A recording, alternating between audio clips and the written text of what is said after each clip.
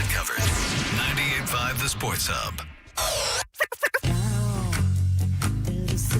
George? How do you say George's last name? I love that guy. The following announcement has been paid for by the New World Order.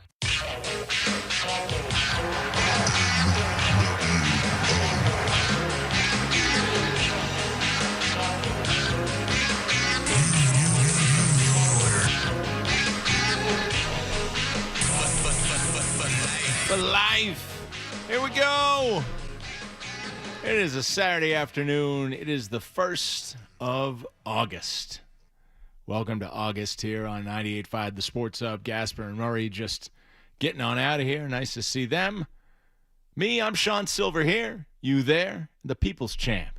George Sepulveda alongside today on the board, taking your calls at 617-779-0985 as we settle in here for a Saturday afternoon conversation. We'll be rolling along till 5 o'clock. Pat Lane coming on. Pat's podcaster, Pat's scribe, buddy of mine. We're going to talk at 4:20, and George and I are going to have plenty of, well, you know, this is after, what was it, 4th of July weekend. We're Perillo and I on the 3rd. 4th of July was a Saturday, right, George? It certainly was this year, yes. There we go. So the big 250 anniversary was a Saturday. Perillo and I were doing Felger and Maz on the Friday before the 4th. I believe that was holiday pay. That was nice. And someone called up and called Perillo and me. You know, I forget what they were likening it to or what the comparison was. Something about like filet mignon or what. They said that we were like the rotisserie chicken of radio listening in terms of meals. I don't know if that's a good thing, if that's a bad thing, but I'm carrying it with me. Now, George, you and me, I don't know what we're chewing up today, but this is not a filet mignon. This is not a highfalutin sort of thing. But I don't know. What do you think? We're talking food already. I'm going the Joe Murray route. That's right. I'm in for some high-end dining. High-end dining? Yeah. The kind of menus that don't print the prices on it. You know? Oh, man. Does that get my goat? Now, I love, a nice meal. I love food. But, when I go out to eat and I can't see the price next to the item, I'm a cheapskate. It gets me there. It's just like, well, wait a minute. What's this going to be? Is this going to be like $50? I'm okay with that. Or is it like $100? Because that's a little different. Or is it like $200? I have no idea what I'm going to pay for this here. What's the market price right now on this seafood? I don't know. Maybe we could put it on a chalkboard or something. But that's just me. Whatever makes the wife happy. Happy wife, happy life. Truth. We just do that. People say, oh, Sylver, you're such a laid back, you're a calm guy. No, I'm anxious. I get anxious about little things. Get anxious when I go out to eat and the price is not on the menu. But, okay, so George and I were a high-class joint this afternoon. Some of the topics we're going to be discussing, I am sure people are going to just say, hey, wow, these are two classy guys. Like LaDainian Tomlinson, if you recall. I'm a classy guy. I don't do the dance. We're hanging out till 5. I think it would be appropriate to talk about the Red Sox and the MLB trade deadline. Got the laptop up on this one. Going to be checking on that all afternoon because a shoe's got to drop here in some way. I saw like the Mets Delta reliever the other night. The Mets Delta reliever. And it may not be Tarek Skubal, but it's going to be somebody. And you wonder, are the Red Sox going to get in on this? In fact, they already did. In fact, they set the pace with a surprising player-for-player deal. Curtis Mead coming to Boston, and then during his first game, broken wrist. Okay. So we'll get into that. Obviously, Patriots training camp on people's minds. Like I said, we're talking to Pat Lane in a couple hours. But, it's funny to me how so much of the discourse has been the drama and not the actual, like, what are we seeing here? It's been Gonzalez. It's been the booty trade request. And, I just want to see these guys play. Like, give me some game action, please. Please. But, hey, if you want to address it, we'll address it.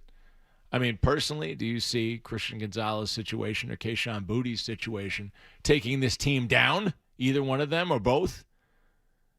I don't, but feel free to share your opinion on that. George and I obviously got to get to LeBron.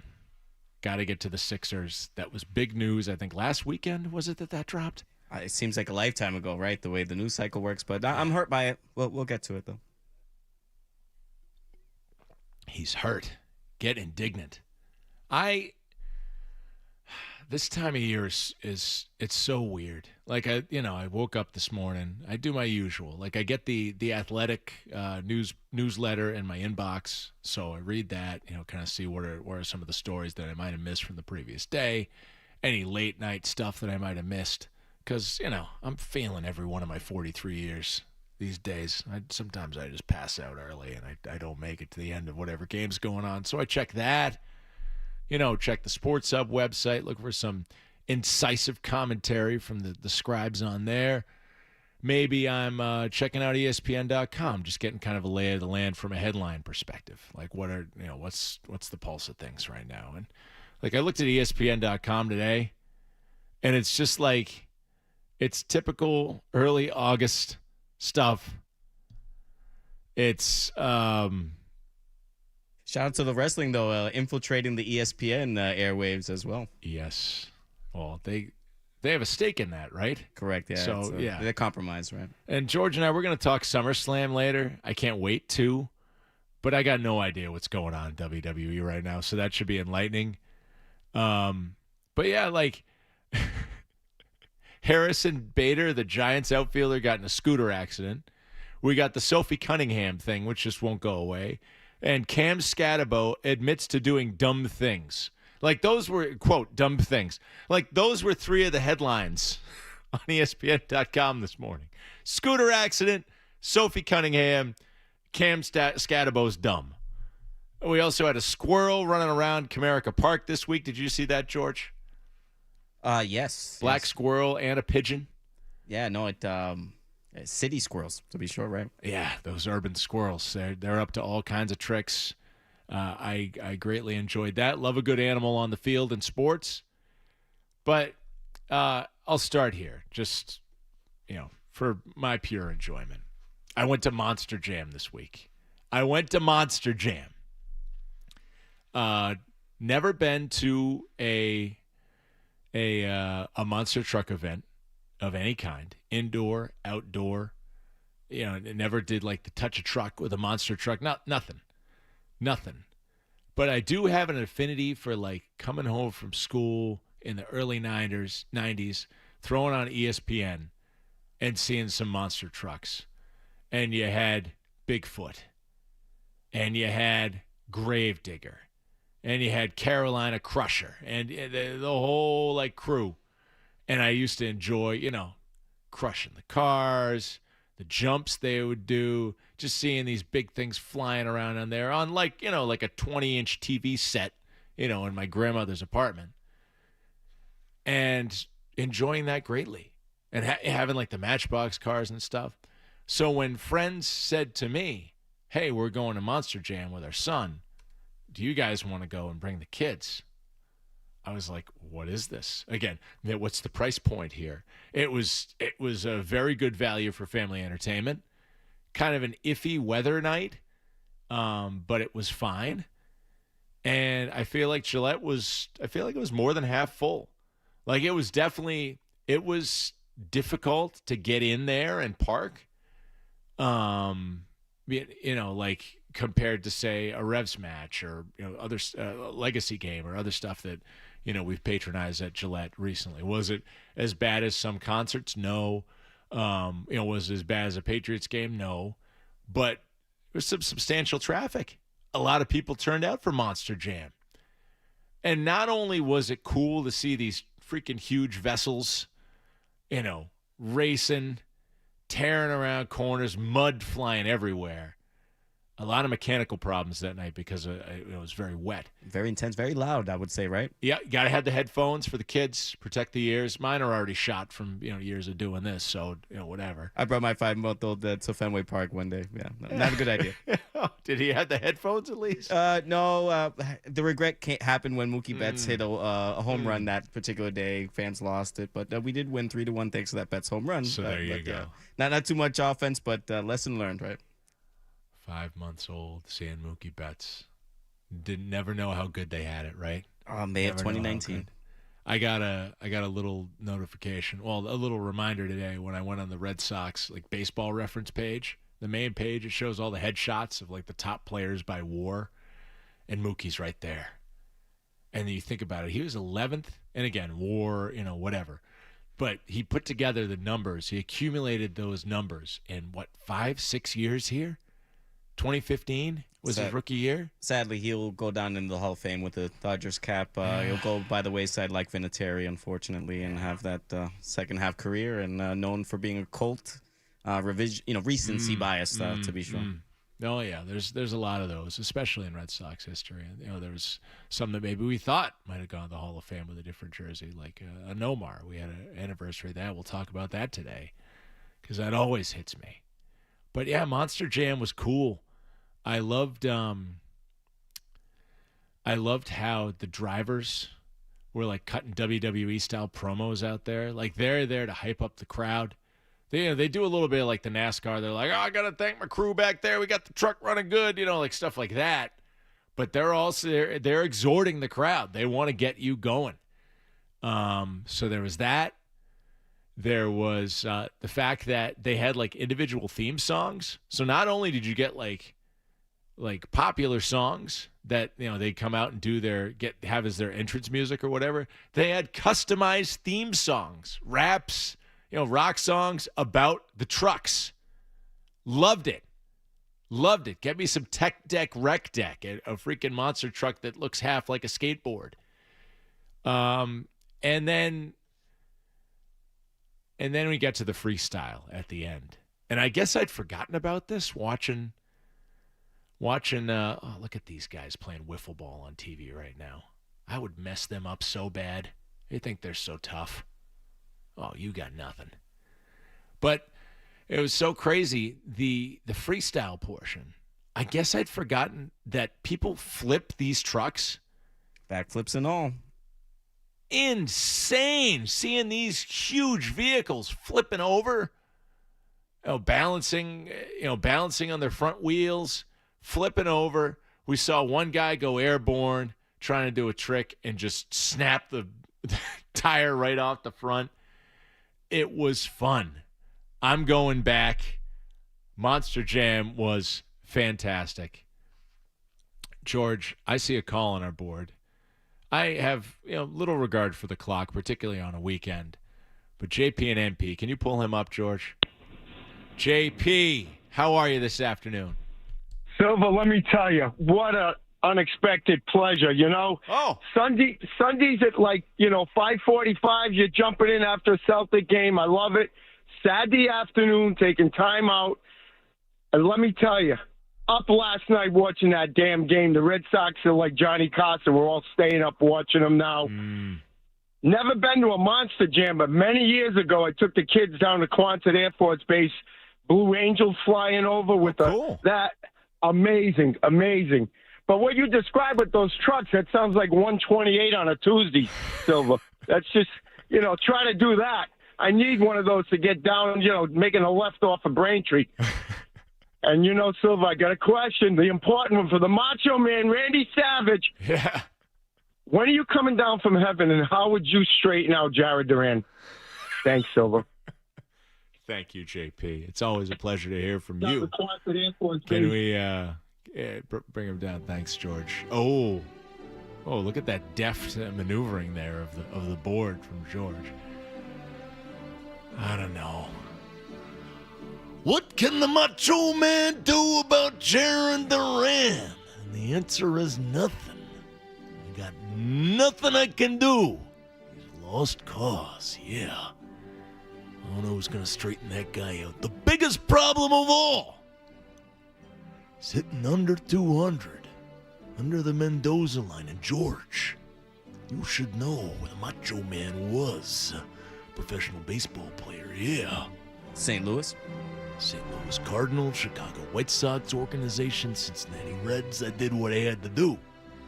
I will have you know that in the Florida State League, 1974, I was second in RBIs to Eddie Murray, Hall of Famer. You could look it up. And I got nothing for Jared Duran. Yeah, I don't waste my time. Macho Man Randy Savage doesn't suffer fools. Yeah. One piece of news for you, Duran. It's the piece of news from my rap song. Be a man! Get off your butt and get some hits. He did get 2 RBIs last night, George. Happy heavenly birthday to one Hulk Hogan. I'm pretty sure that we're like a week. No happy birthday to Hogan. Yeah. Terrible team. Be a man, Hogan. No way. Backstabbing, yeah. Cheat. Took the Macho Man's title at WrestleMania 5. Should still be wearing that. Uh-huh. Hulk Hogan. What a punk. He's the Jaron Duran of wrestling, yeah! All right, we'll take a quick break. We'll reset. Palate cleanse. We'll be right back on 98.5 The Sports Hub. Boston's home for sports. 98.5 The Sports Hub. In this town, sports happens 24/7. We're Boston's home for sports. 98.5 The Sports Hub.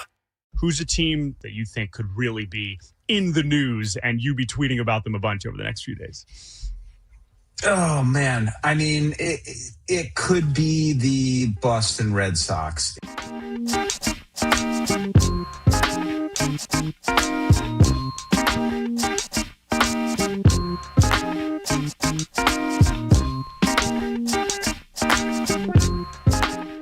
Trying to place this one, George. This is like definitely the songs from like 02 or 03. Definitely that range. Soundtrack era. So that might be the giveaway. It's a soundtrack song? No. Ah, man. Yeah, not a well-known artist, so it's mostly in like a one-hit wonderish realm. It's Jonelle featuring Method Man Redman from the How High soundtrack. Wow. Round and Round remix it. I loved How High. It's a good one. Yeah, no, the Round and Round reference is just the Kings of Interest are back at it again. You know, and seeing is believing, and the Connolly Early trade that you had referenced earlier, it's a bit underwhelming, and now we won't really get a chance to have Curtis Meade kind of live up to that end of the bargain this year. We'll see down the line, hopefully, and hopefully maybe he can get healthy for that stretch run. But I would say that's not going to be a gauge for the deadline, and which is a couple days away here. Well, let me ask you this as we reset here, coming off of a Macho Man Request Line Classic and a little Monster Jam talk here. Sean Sylver here, and I'm privy to People's Champ Radio this afternoon, so we're gonna be doing the thing, till 5:00. But let me ask you this, as we move into a little Red Sox talk here. You said trade was a little underwhelming. Does the injury make it underwhelming to you, or were you underwhelmed from the jump?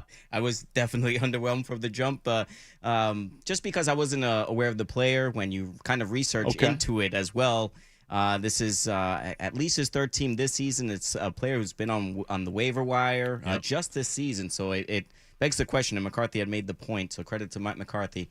Why wouldn't the Red Sox have just taken a flyer earlier in the season if they had a belief in him? So he has the 17 tall jacks, going into the trade.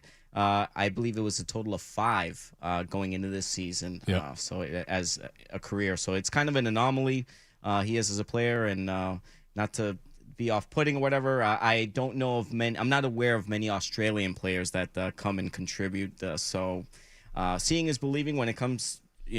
To me, and then Connolly earlier should have been used for a bigger chip, is probably my gripe. For a pitcher who was pitching in your playoff rotation last year as the Game 3 starter. So it's very underwhelming in my opinion, and a lot will be desired.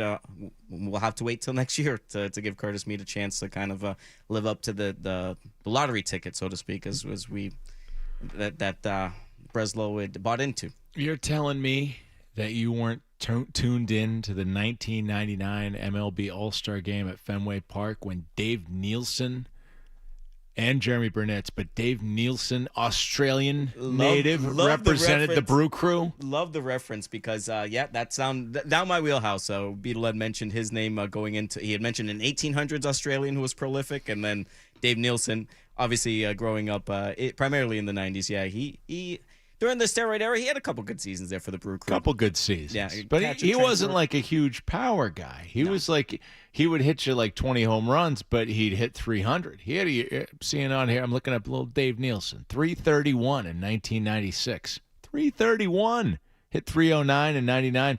That was his last year. He made the All-Star team, and then he was done. I had to wiki this guy. I wonder why he was done at 29. Must have been something. But I've heard a few things on Meade, and one, it's like the classic Breslow move, anyways, where other than I guess, jeez, I think about like my own group text with my buds. Like one of them was going off about giving up too much for Garrett Crochet, like 2 years ago. They're almost never slam dunk moves or moves where it's immediately evident what's happening. Theo Epstein, he is not. Danny Ainge, he is not. He's not winning deals the minute that the ink is dry, and the signature, the two parties have agreed to the move. But it was one where I was willing to feel it out. Now, obviously, due to the injury, the immediate returns here are suspect. But you don't know that going into the deal. And you also know that Connolly Early was dealing with some injury problems of himself. Pitching is so volatile. And Early, I feel like just because of the position that he was in last year, I feel like people overvalued him. I don't mean to be unkind, but I've heard that the projections that he's maybe more of a mid to back of the rotation starter and not like a future ace that you were giving up. So would you give up a mid to back of rotation starter for a guy like Meade? And you put a couple things together. You say, all right, well, this is a guy who was available recently. For whatever reason, they didn't have their eye on him. But I am willing to believe that a guy can figure it out and kind of be a post-type prospect. And you see guys like that in the majors just this year. Like a great example is Miguel Vargas with the White Sox. I've always liked him. He was a huge prospect, but just never panned out and has gotten bounced around and winds up in Chicago and wasn't even showing it last year. But as like a 26-year-old this year, is putting it together. And Meade is showing, again, regardless of where he was recently, Janet Jackson, what have you done for me lately? What we've seen from Curtis Meade is this guy can ball out and hit at a major league level. So obviously Craig Breslow was thinking that this is a guy who's going to come in and do the same for this team. I mean, with the 17 homers, I feel like Abreu's up around there now with the recent hot streak he's been on. Dropped him in fantasy baseball a couple of weeks ago. That was a good move, but the jinx. Yep, that's fine. I'll be okay with that as long as the spite run that he's on right now benefits my team or benefits my baseball team. Maybe not my fantasy baseball team, but I'm willing to see what Breslow was seeing here because again, I've made the point several times. That offseason was a B offseason. It wasn't an A. It wasn't a failure. There were failures baked into that offseason, such as the inability to acquire the right-handed bat that, everyone has been coveting for a while. But as far as the Contreras deal, home run. Sonny Gray, home run. Ranger Suarez, tough start, and that's why everybody killed it. Wound up making the All-Star team. If not a home run, that's at least like a triple. Caleb Durbin, another guy. Y'all tuned out at the start when they started bad, right? Y'all tuned out. But he got hot. And now on the whole, the numbers look pretty good. So Caleb Durbin, not a home run certainly, but at least a solid single or a double all those moves, in the end, on the whole, when you look at the team where it is now, worked out. And their record is, again, take the hot streak into account, look at the whole picture. Their record now is about where you would have expected them. Above 500, but coincidentally, it's the same as it's been for the past half decade. Right. Well, because they had They had a 10-game run last year at the All-Star break. They had a run 2024 going to the All-Star break, which they couldn't sustain. They've had some runs. And this year they managed to sustain it. And unlike when Chaim Bloom, other than 2021, was at the helm and just didn't do anything, and unlike 2024 and 25, where the returns have been marginal, Breslow got aggressive. And I was happy to see that. Happy to see that. So he had a good offseason. It wasn't great. Certainly wasn't perfect. But it was a good offseason. And you always kind of asked, are they willing to make the move at midseason to get that bat that they have coveted? And they did, and now he's hurt. And Crochet's hurt. Roman Anthony's swinging a bat, but he's still hurt. At a certain point, you have to ask yourself, do I keep piling on? Do I keep investing in this leaky ship?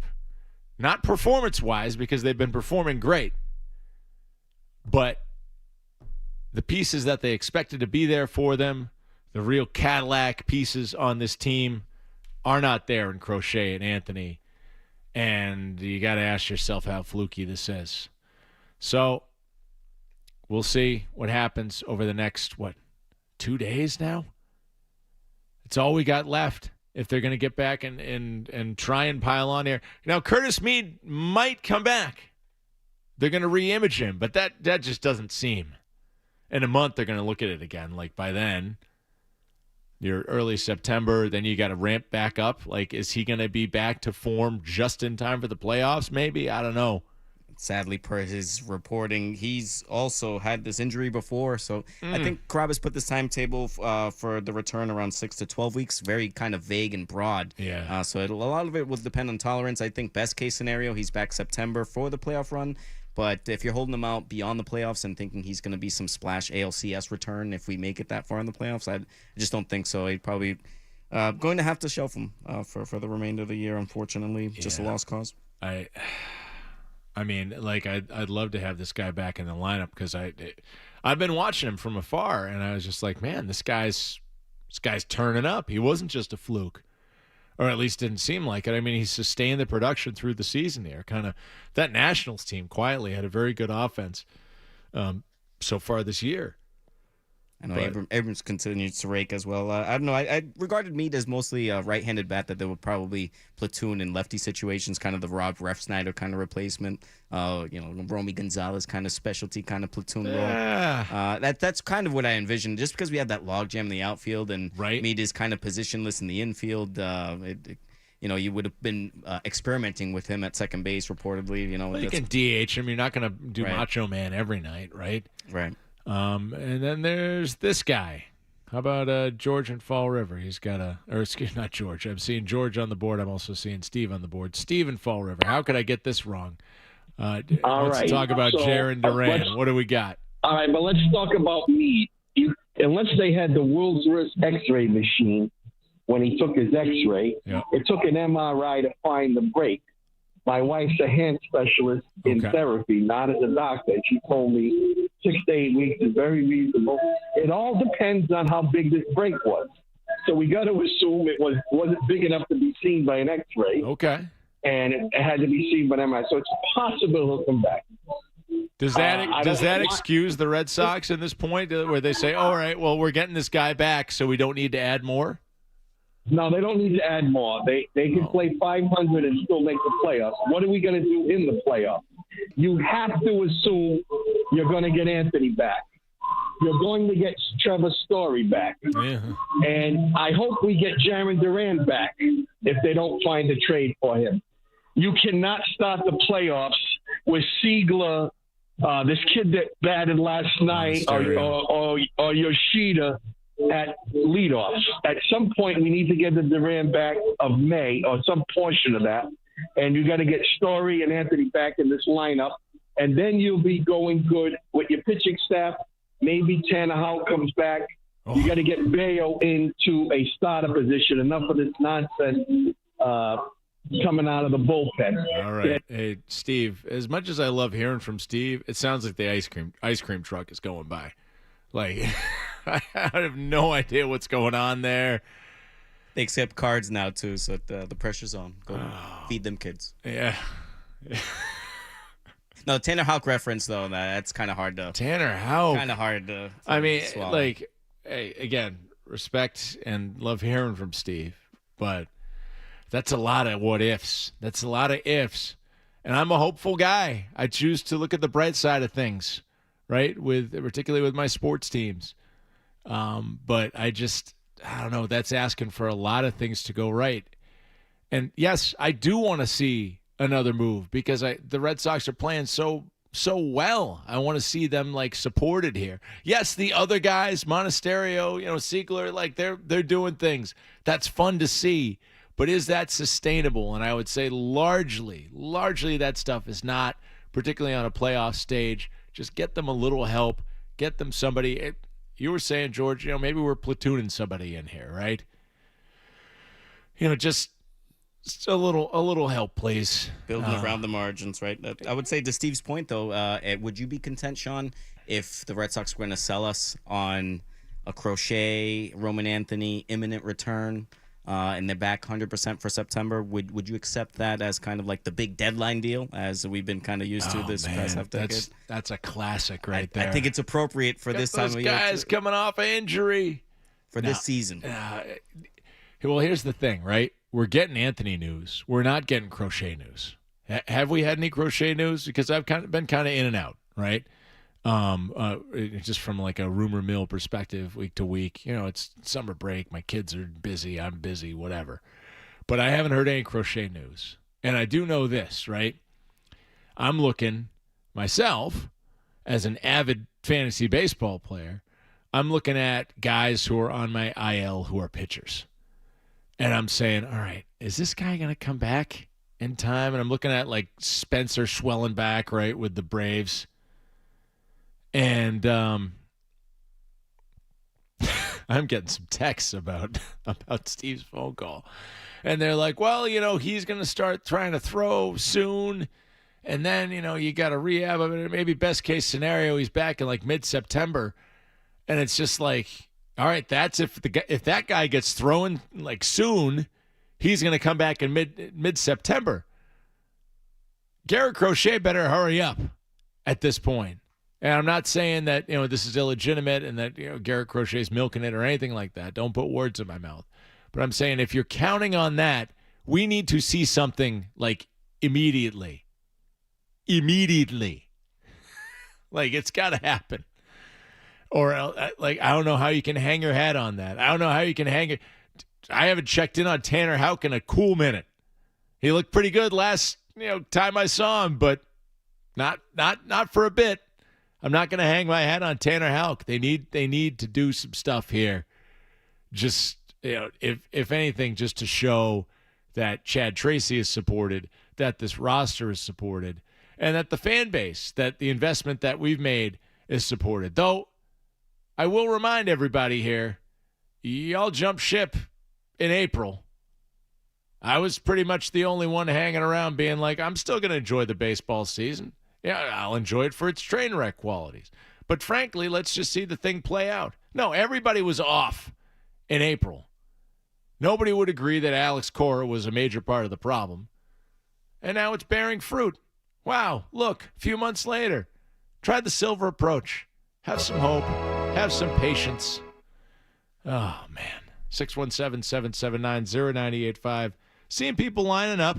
I'm not saying it's all sunshine, lollipops, and rainbows out here with Craig Breslow at the head.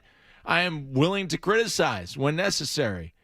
But I also think that a lot of this stuff, you just got to see it play out. Unfortunately, you have a freak injury where a guy gets drilled by a 95-mile-an-hour pitch off the wrist, and power hitter, and now you're like, oh, that that's not going to pan out this year. All right, I see people lining up. Do want to get to you guys as well, but I got to take a break because it's what we got to do. We'll be back on the other side. 98.5 The Sports Up. We failed to reach that alignment. Boston's home for sports. When it comes to Boston sports, we're fans just like you.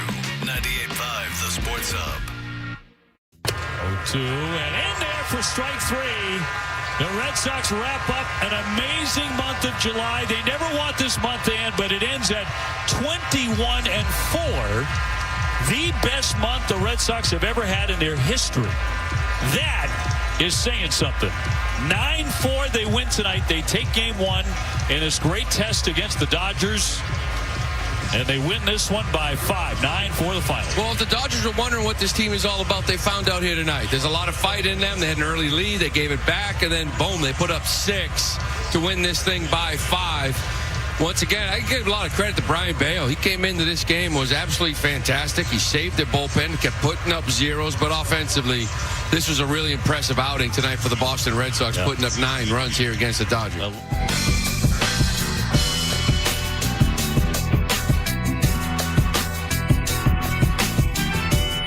98.5 The Sports Hub. Sean Sylver here with you till 5 o'clock on a Saturday afternoon, the 1st of August, and you heard it there from the Red Sox broadcast team, 21-4 in July. I saw this written somewhere. That's the most wins in a month for the Sox since when, George? In ever. Franchise history, I would say. Since August of 2004. Okay, what was the question again? Threw you a curveball there. Most wins in a month. Okay, most wins in a month. Yeah, okay. So 21 wins. The last time they touched the sun there was August of 2004. Of course, we all remember what happened that year. Should note this. It's a 25-game month, right? 21 plus 4 is 25. They played 28 games in August of 2004. Now, obviously, dates are arbitrary, right? But you look at the streak on the whole, that's what, like 25 out of 31 or something? That's right. Best franchise win percentage, though, to be sure. Right? There you go. And I threw you off there. You're doing everything behind the board there. I got to give you a heads up when I'm going to throw you a curveball. While you're over here, you're over there. Spin rate. I'm always going to whiff on that. Throwing a lot of spin today, a lot of back spin.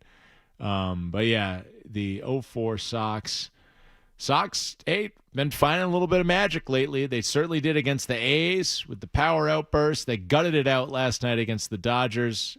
Again, another case of the other guys getting things done. Monasterio coming up with a big hit. They built a 3-0 lead last night on just some funky stuff. Duran RBI single. Who was expecting that? Then Freddie Freeman with an error on a Macho Man bouncer down to first. They fell behind, but then Bayo comes in and has a good bullpen game. Huge homer for Raffaella, his 12th of the season. They get some insurance, and there you go, a 9-4 win in a prove-it series against the Dodgers. Yeah, you can take 3 or 4 from the A's, right? But what about the Dodgers, best team in baseball? Contreras took one to the head last night. We're definitely going to see what happened there. Scary moment. Yeah, here's a guy. You get him suspended, right? And they keep winning. He takes a shot off the helmet. Hopefully doesn't keep him out for any sort of amount of time. This game tonight I think it's much later. It's like a 9 o'clock first pitch or something, right? So we'll see what comes out of that. But I do want to get to the phones here as we roll along on this Saturday. How about George and Malden? George, oh, shoot, I dropped him. Oh. George, call back. That was a mistake. I don't know. My brain said to take the call, and I hit the drop button instead. And that was just very rude, very unkind. Call back, George. Dylan in Virginia. Dylan, how are you? I'm doing originally from Boston, heading up to Baltimore for the 3-hour drive, so I figured I'd call in. There you go. All right, Dylan, what's on your mind? You guys talked about it a little bit a little earlier, but the Sox have been the same exact record, the last 4 years. But this year feels a little different. I'm just wondering if you guys feel the same way. Okay. All right. Thanks, Dylan. Appreciate the call. Hope the drive is going well to beautiful Camden Yards. I mean, if you look at some of the recent years heading into the All-Star break or heading into the trade deadline, we alluded to it earlier. I mean, like 2023, right? Chaim Bloom. Who was the guy that they picked up at the 2023 trade deadline? They got him from like the Twins or something. Let's see. 2023 Red Sox trade deadline. I want to say it was like Luis Rivas or something, right? Who the heck was that guy? He plays the infielder, right? Luis Urias, acquired from the Milwaukee Brewers. And I remember, like, my family was on vacation that week, and I was just like, sitting watching the game, and they're like, well, they got Luis Urias. And I was just like, what?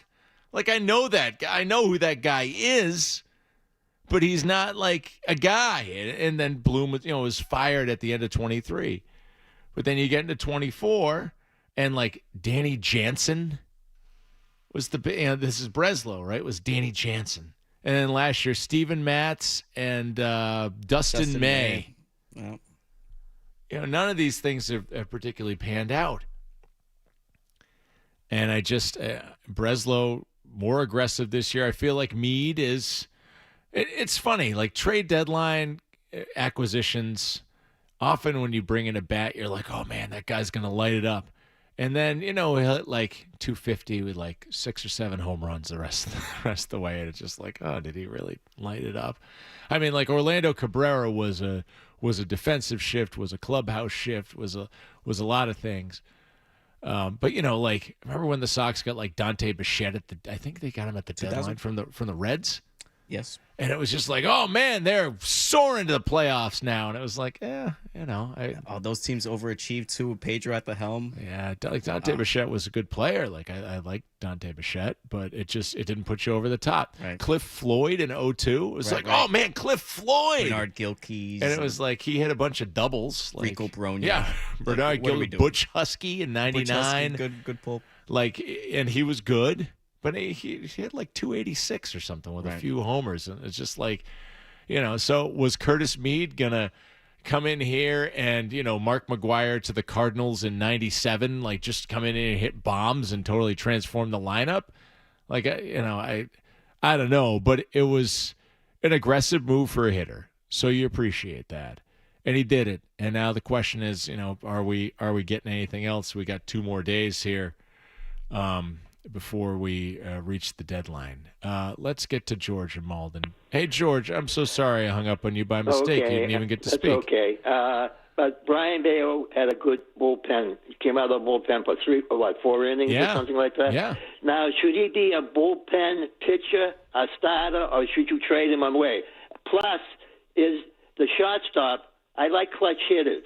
I know he makes a few errors, but he is a good clutch hitter. I like him.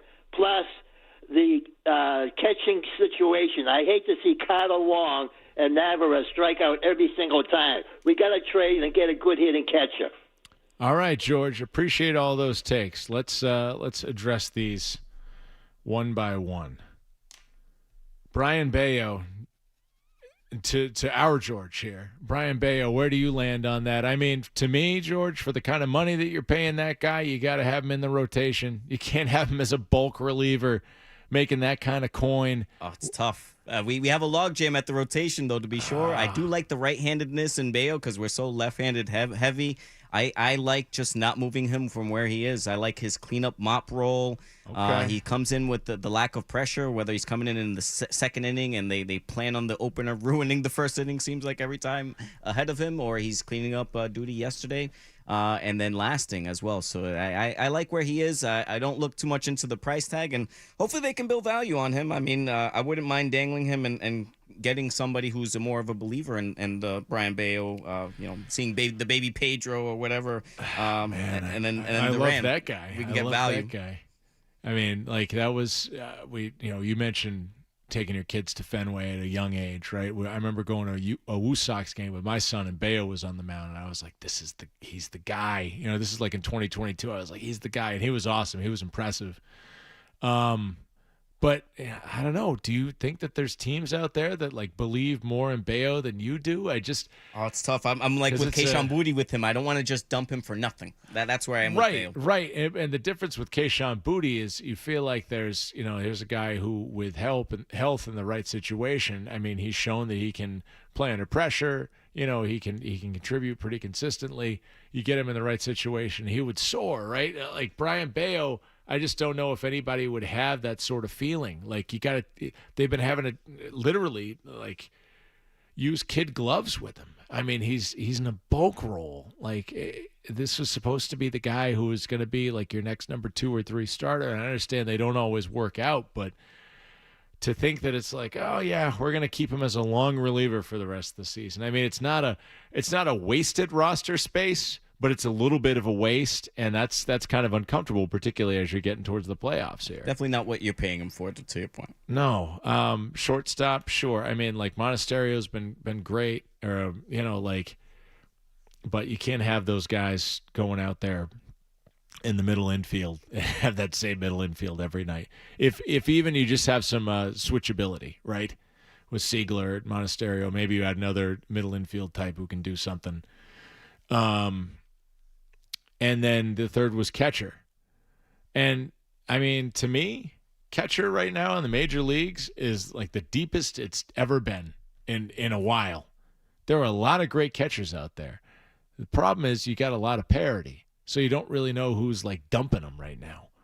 There's a lot of people who are gonna have to make the decision in the next 48 hours here whether they're buying or selling. Are they in or are they out? What's it going to be, McFly? So, I don't know. Can Bloom identify somebody who's going to be dumping a catcher here? Narvaez was so good last year and looked like a find. Fool's gold. And Connor Wong has had points in his career where he's looked pretty good. He's been all right, but I will always hate him. Remnants of the Mookie deal. I know. You look at some of the parts of the lineup that have just been automatic outs this season, like Duran. It's just like, how are they doing this with these automatic outs in the lineup? That's because they got other guys who are playing over their heads, and that's been cool to see and fun. How about Dave in the car? Dave. Hey, how's it going? Just wanted to say if the Red Sox win tonight or tomorrow, they probably stay quiet at the deadline. If they sweep them, they're definitely staying quiet at the deadline. Because what other, you just bested the 2-time defending World Series champions. So Dave, you think that they would just say like we're good enough because we beat the World Series champions in a 3-game set? Like that's a justification there for them just to chill? Yeah, I'm not saying that's right. I'm not saying but they might feel that way. You think? Absolutely. Absolutely. All right, Dave. Well, thanks for the take. I mean, I would hate to see that because, like, hey, man, I love a plucky underdog team, but like, you can only ride the Tampa Bay Rays or the Oakland A's or the Guardians or somebody in the playoffs for so many years. The thing about the Red Sox, and again, I don't think that you just spend money to spend money.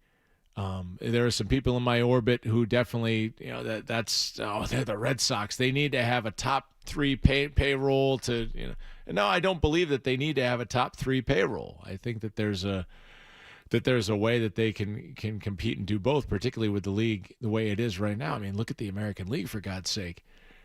But to have the team do this and then not support it at the deadline. And again, you can't just say, well, we tried with Meade and it didn't work out. Well, no, then you must double down because you already tried and it didn't work out and it was a freak thing, but you've already extended the olive branch here. Are you going to pull it away? Are you going to pull it away from your manager and your team that have been playing for you? And you already say, George, like, are you a believer in the whole pitching and defense thing? And I don't think that's necessarily the model, but it has worked. That's going to run out at some point. You need a bat. You still need a bat. So that's where I'm at right now. That's where I'm at. 617-779-0985. Take a quick break, hit some headlines, come back on the other side. I think we got some more Sox talk left. We'll talk Pats later. Pat Lane coming up at 4:20 on the program. Also address some NBA stuff. SummerSlam is around the corner. Why not? Sylver Fox in the house till 5 on 98.5 The Sports Hub. Boston's home for sports. Sports Hub. Beasley Media Group station celebrating 65 years of broadcasting. Sports Hub headlines. Make it 5 out of 6 for the Red Sox. They open their series in L.A. with a 9-4 win over the Dodgers. 2-run homer for Ceddanne Rafaela. Brian Bayo the win in relief. Peyton Tolley goes against Yoshinobu Yamamoto tonight. Little MLB news. The Yankees have sent Camilo Doval to the Pirates for prospects. So Pirates obviously looking for a new closer there. Pats at practice today. Gabe Ackus back on the field. He's signed, sealed, and delivered as what was described as a low-key participant. Some other NFL news, Ricky Pearsall to have season-ending surgery for the Niners. And the New England Revolution are north of the border in Montreal. You can catch that one at 7:30. I think that's right here on 98.5 The Sports Hub this evening. Your headlines are brought to you by DN Van Lines. Take the chance out of your move and make the sure bet with DN Van Lines, an approved mover of the Department of Defense, dnvanlines.com. I'm Sean Sylver, Boston's home for sports, 98.5 The Sports Hub. No, I'm not with the DOD. Be back with more headlines at 4 o'clock. This is what happens when analysts take over the games, take over the sport. This is where you talk sports. It happens all the time. The Sports Hub. The Bruins, the Celtics, the Patriots, the Sox, the Revs, and you. We're Boston's home for sports. 98.5 The Sports Hub. 0-1. Duran to shallow left. Soderstrom coming on. And not deep enough. Jaron kind of motioning back toward third there. That was too shallow. Wanted him to tag and go? Too shallow to score there. He felt he should have tagged or not, but.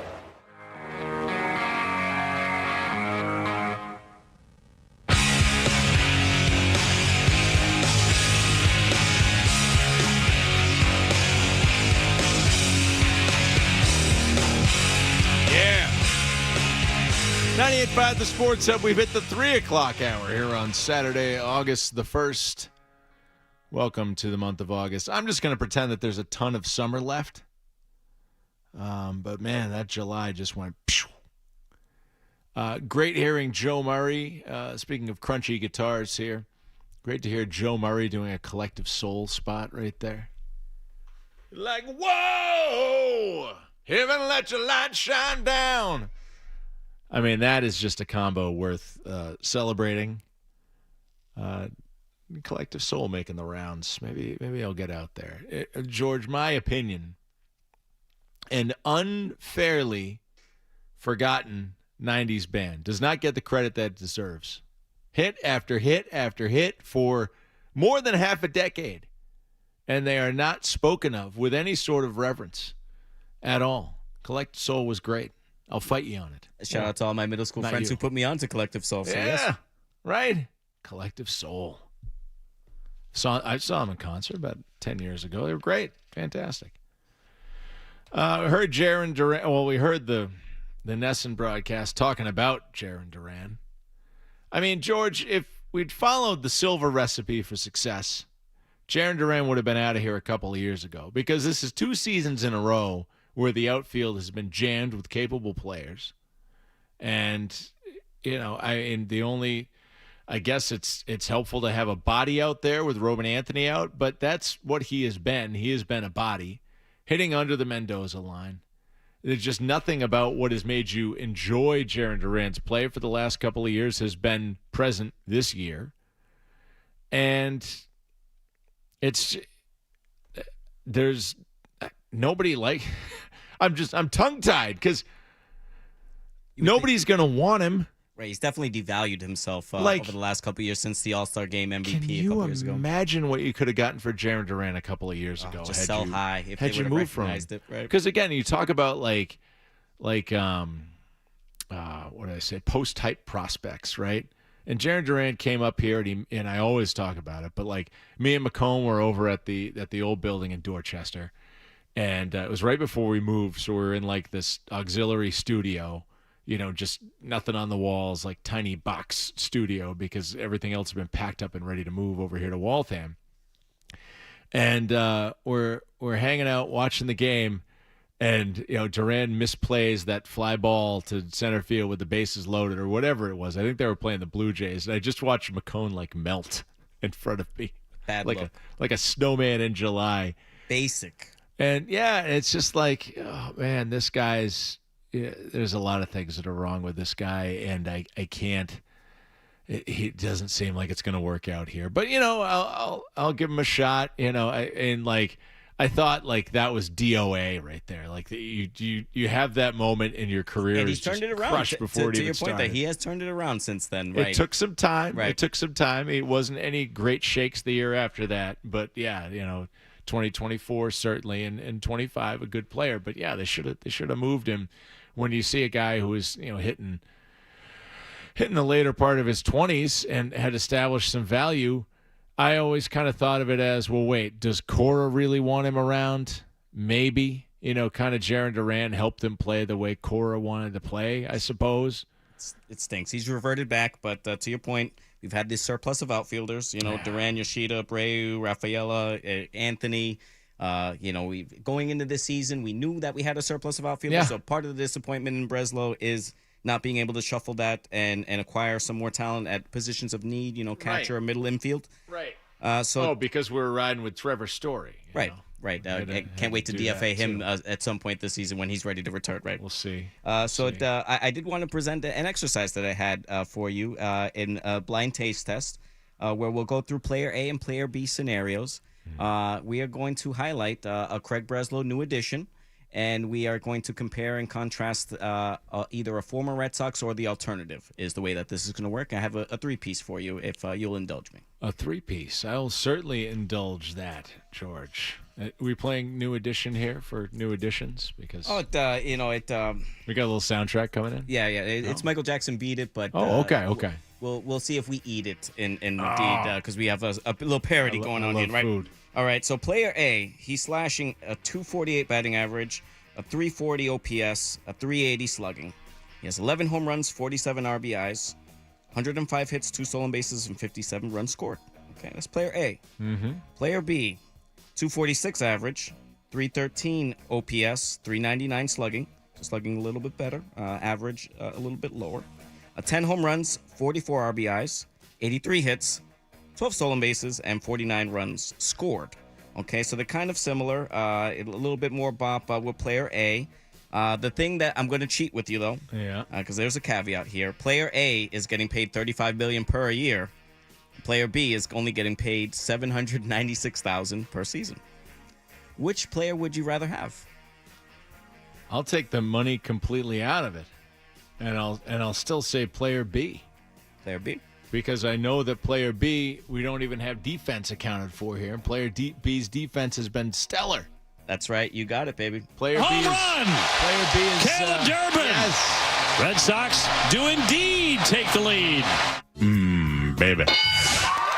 All right, and indeed, Sean Sylver, you have chosen correctly, right? So player A and player B, the first one we're going for was Bregman versus Durbin. Man. I think that you've correctly decided for us here. At the money is the big kicker. I had to incorporate that to be sure because just the value in Durbin that we're getting versus Bregman, it makes a big difference. I was out on this whole Bregman crock. He's basically a coach. Guy, he had a good first half last year, but he hasn't been a great player since 2019. And he's 32 years old, and he wanted what? Have fun with him, Cubs. Have fun. See how that's working out. 5 years, $175 million. Okay. Yeah, no. I mean, Caleb Durbin's he was a mess early this season, but again, a big part of their run. All right. So moving on here, we're gonna keep it with the hitters. We have player A batting with a 252 batting average, 348 OPS, and a 470 slugging. It's 23 home runs, 69 RBIs, 104 hits, and 68 runs scored. Player B, we have 288 batting average, so a lot higher batting average, 396 OPS, and a 547 slugging. So higher, he's slashing a lot higher than player A. We have 23 home runs and 67 RBIs, very similar. 101 hits and 55 runs scored. Which would you rather have, Sean? Player A or player B? Well, player B's the one I would like, because you look at the splits. Look at the splits. This player is getting on base more. This player is having more impactful. Maybe the RBI totals are very similar, but in terms of just hitting the ball, hitting 288, you're probably moving runners along more with that, and your slugging in general is a huge hike, 547 over 470. So give me player B. Looks like a clear choice, huh? Contreras with number 20. We were talking about Wilson Contreras, player B, who you correctly chose, versus Pete Alonso. Pete Alonso was signed with the Baltimore Orioles, the comparable, and it wasn't until the trade with St. Louis that we were kindly at ease there. We got a first baseman with the big bop. I think we can give a tip of the cap to old Craig Breslow for that one. Yeah, he saw something there. I mean, Contreras has never had this kind of output, but Fenway's been a great home for him. Like, I still would have made the move for Alonso, but that is definitely a win for because Alonso hasn't been bad, right? No. But that's a win for Breslow. I mean, that's his biggest win, I think, that he has had. And he's been the heart of the team, I would say, to be sure. We need to start printing programs with Wilson Contreras instead of Roman Anthony. Please. Say. I mean, the guys had, Jared Duran's had some episodes this year, right? Wilson Contreras has had some episodes this year as well. People around the league might not like him. He's ours. We love him. All right, excellent. So just to move right along, you're 2 for 2 here, right? Breslow, he's doing the thing. So see if he can entice us. Doing the thing. See if he can entice us for player A, player B. We're going to go to the arms now. So player A has a 13-2 win-loss record. It's a 2.93 ERA, 113 and 2/3 innings pitched, with 98 strikeouts, 30 walks, and a 1.170 WHIP. All right, player B, contrastly, has a 8-2 win-loss record. 3.01 ERA. It's kind of comparable. Yep. It's only pitched 83 and 2/3 innings with 101 strikeouts, though. So striking out at a higher clip. 20 walks and a 1.076 WHIP. It's very comparable there. So what do you say, Sean? Player A or player B? Who are you going to go with? Well, player B has the analytics would love this player because they probably got the higher K per 9 and the lower WHIP. But player A is giving me the innings. So maybe I'm going player A on this. Nice. Love it. All right. Mastery from Sonny Gray. What a tremendous outing. Baby. Love it. I was actually at that game, too. You are 3 for 3 here. Well, really, Sean, what we wanted to demonstrate here is Craig Breslow has been 3 for 3 in terms of what the alternative was here. This is Sonny Gray versus Kyle Harrison, of course. Yeah. A lot of crap initially with the Kyle Harrison trade, considering Caleb Durbin, a lot to be desired. But Andrew Monasterio was also part of that deal as well. And I would say both of those players are contributing. Yep. But just in terms of the pitching comparables, Sonny Gray was obviously an all-star snub, but he is leading the American League in wins. And I think he's been every bit that you could have hoped for as a top of the rotation guy. He's really been the ace. And, I would say it's another win for Breslow in terms of which arm you want versus the alternative. We have to kind of stomach it. I'm not a big Breslow fan, but maybe we need to let him cook this deadline and just trust that he can do something. Obviously, if we don't do anything in the next couple of days, I'll be disappointed. But we got to let Craig Breslow cook is probably the moral of this exercise. I think he's earned that. I mean, this has been a tumultuous Red Sox year here. And when you look at certain things in a vacuum, right, like Kyle Harrison for Caleb Durbin, and you say, would you rather have a guy who's been a frontline starter, or would you rather have a guy who struggled through the first, 2 months of the season, 2 months or more of the season? And, you can look at it that way. You can when you look at everything as the sum of its parts here, this is a Red Sox team that has their head above water despite losing Garrett Crochet and what was projected to be their number one bat. And in fact, the batting voids have been filled by acquisitions by Breslow and Contreras and Durbin, as we just noted. And any void in pitching has been picked up by Gray and Suarez, who are also Breslow acquisitions. So, Again, on the whole, this is a Red Sox team that is in position to do something this year. I think that they projected this as a playoff team. I don't think a lot of people around here bought this as a playoff team because they were disappointed. They wanted a splashier offseason. We need to have Theo Epstein-style offseasons around here. And again, I'm not saying that this is like a good thing that the Red Sox aren't spending at the top of baseball, but I think that it's inarguable to say that they did pretty well with their acquisitions this offseason, and it's played out on the field. And that, Alex Cora was an issue, and now he's gone. And maybe some of these other issues we could see going. I heard the Big Jim point the other day about, hey, the Red Sox in a World Series year, Hanley Ramirez was kind of the proverbial turd in the punch bowl, and they DFA'd him. Do we see a Trevor Story DFA this year? Do we see a Jarren Duran DFA, which is the point that Jim made? And again, I don't know if you're getting value for any of those guys. I don't know if you necessarily want those guys around for the stretch run here because they obviously haven't contributed to what has worked. What has worked has been a lot of Craig Breslow's doing, so give him credit. And a lot of people eating crow at this time of year, and I'll just say, you have no patience. The whole is greater than the sum of the parts. Yeah, there we go. There we go. You have no patience. You're out in April. Baseball is a labor to get through that season. More than these other seasons. You got to be there every night. You got to show up.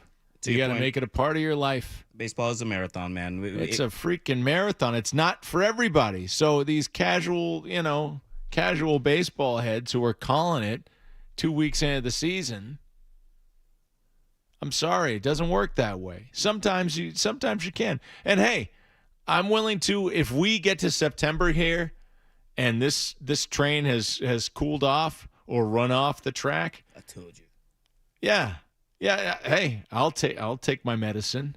But I believe that with the right acquisition here, that this team can be something and we'll get into the playoffs. And I really think that's, in this American League right now, like, who is head and shoulders above you, who is A, outspend you, and B, outperformed you in the American League?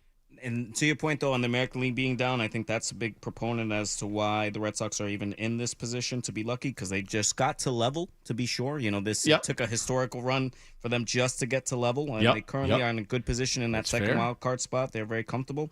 And to your point on the long play, I just think we haven't looked enough into the alternative as, okay, if we want to just excommunicate Craig Breslow, that probably means Chad Tracy's by the wayside, which he's been deserving of removing the interim tag. He's been incredible as well in terms of this turnaround and to the construct of the players. It's hard for me to argue as a Cora apologist that we could have gotten that same output this season exactly with Alex Cora. Right, I have to eat crow on that as well.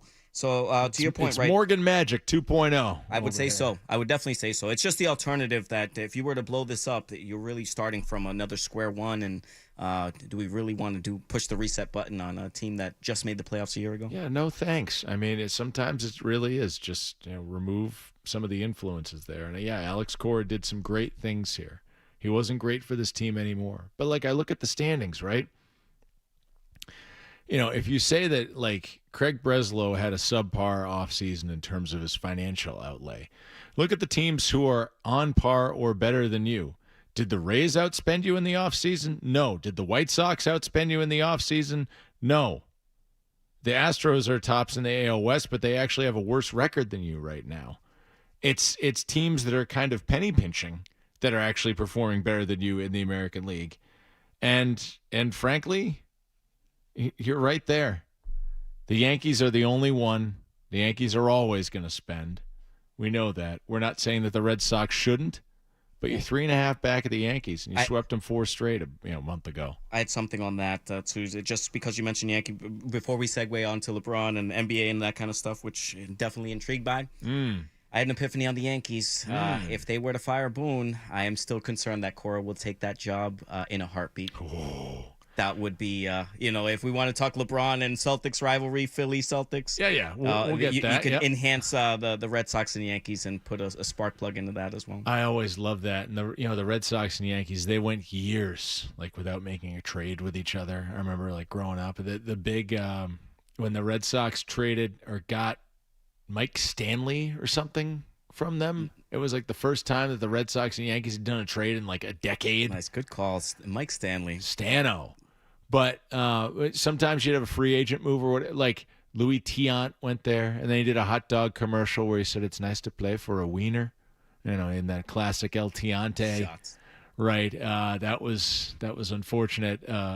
Probably a good pun, but an unfortunate commercial for Red Sox fans to have to watch. Man. But yeah, get Alex Cora into New York. Get him with his social media barbs. Get him into New York. Let's see how it goes over there. 617-779-0985. George, we're having fun here. I hope you guys would join the fun as well.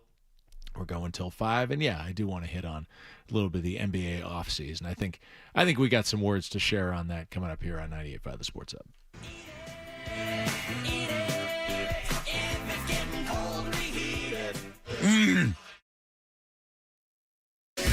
Boston's home for sports. No matter what player, no matter what coach, no matter what game, it all happens here. 98.5 The Sports Hub. There's no LeBron James in Philadelphia without Jaylen Brown. Yeah. Jaylen Brown was the guy that led to this domino of LeBron James even thinking about going to Philadelphia. And my understanding is Jaylen Brown wanted LeBron James there. He did his part to recruit him there. And you think about Jaylen Brown, B.J. Edgecombe, Tyrese Maxey, Joel Embiid, LeBron James. There's going to be so much sacrifice that's going to go into next season. And one person around Jaylen Brown told me today he's going to approach this with no ego. But there are going to be a lot of people that are going to want the ball in their hands next season. And that's why LeBron James making a decision, obviously in conversations with Nick Nurse and the Sixers, to be the guy that's going to set the table for all of them to try to put them in positions where they can score and he can be the facilitator.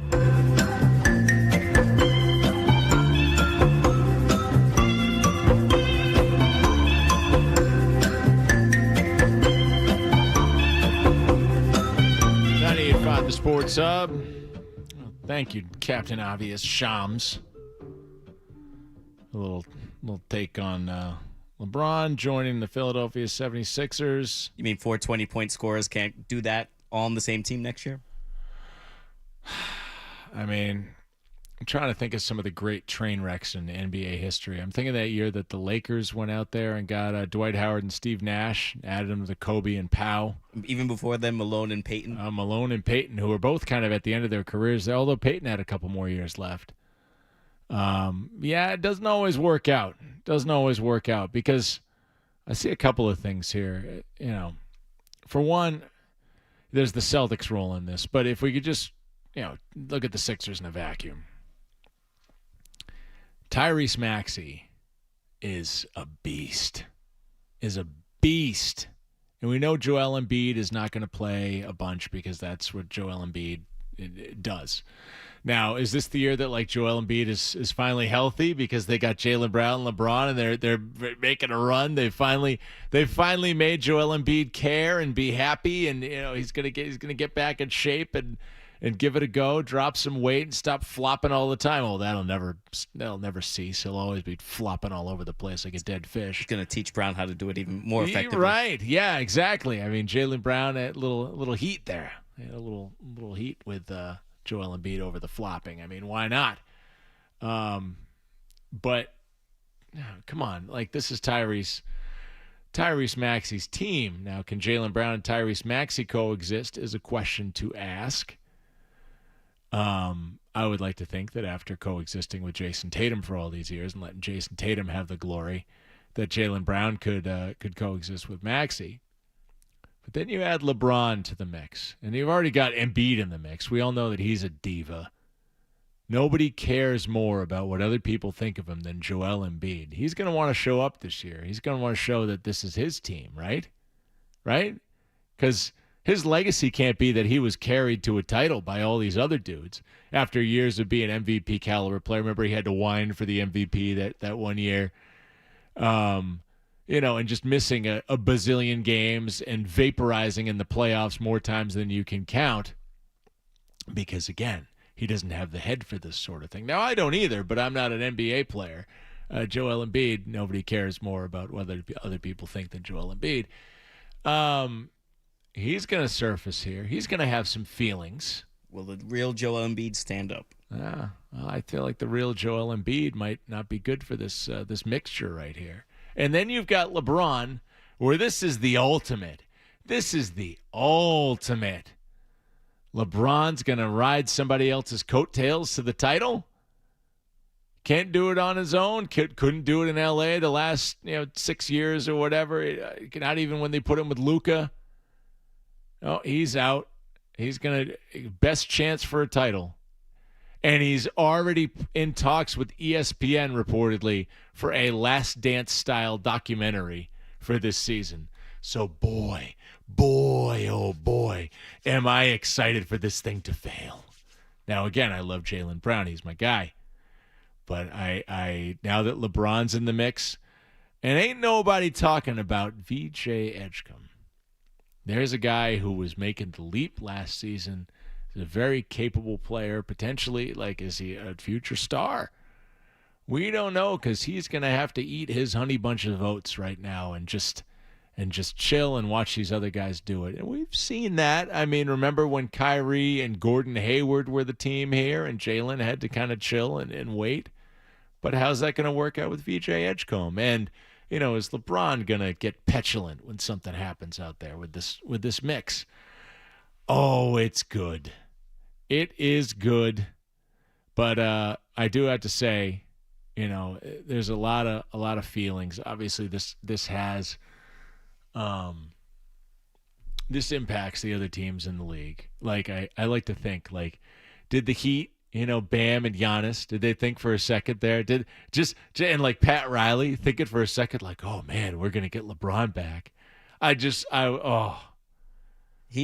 to see they're disappointed. What's that? The East is a little stacked now. It is. Just love to see a disappointed old man Pat Riley face when he got that news. Just looking like he, smelled a terrible fart, or like Cleveland, right? Did Donovan Mitchell, was he nervous for a minute that he might have to share the ball with LeBron?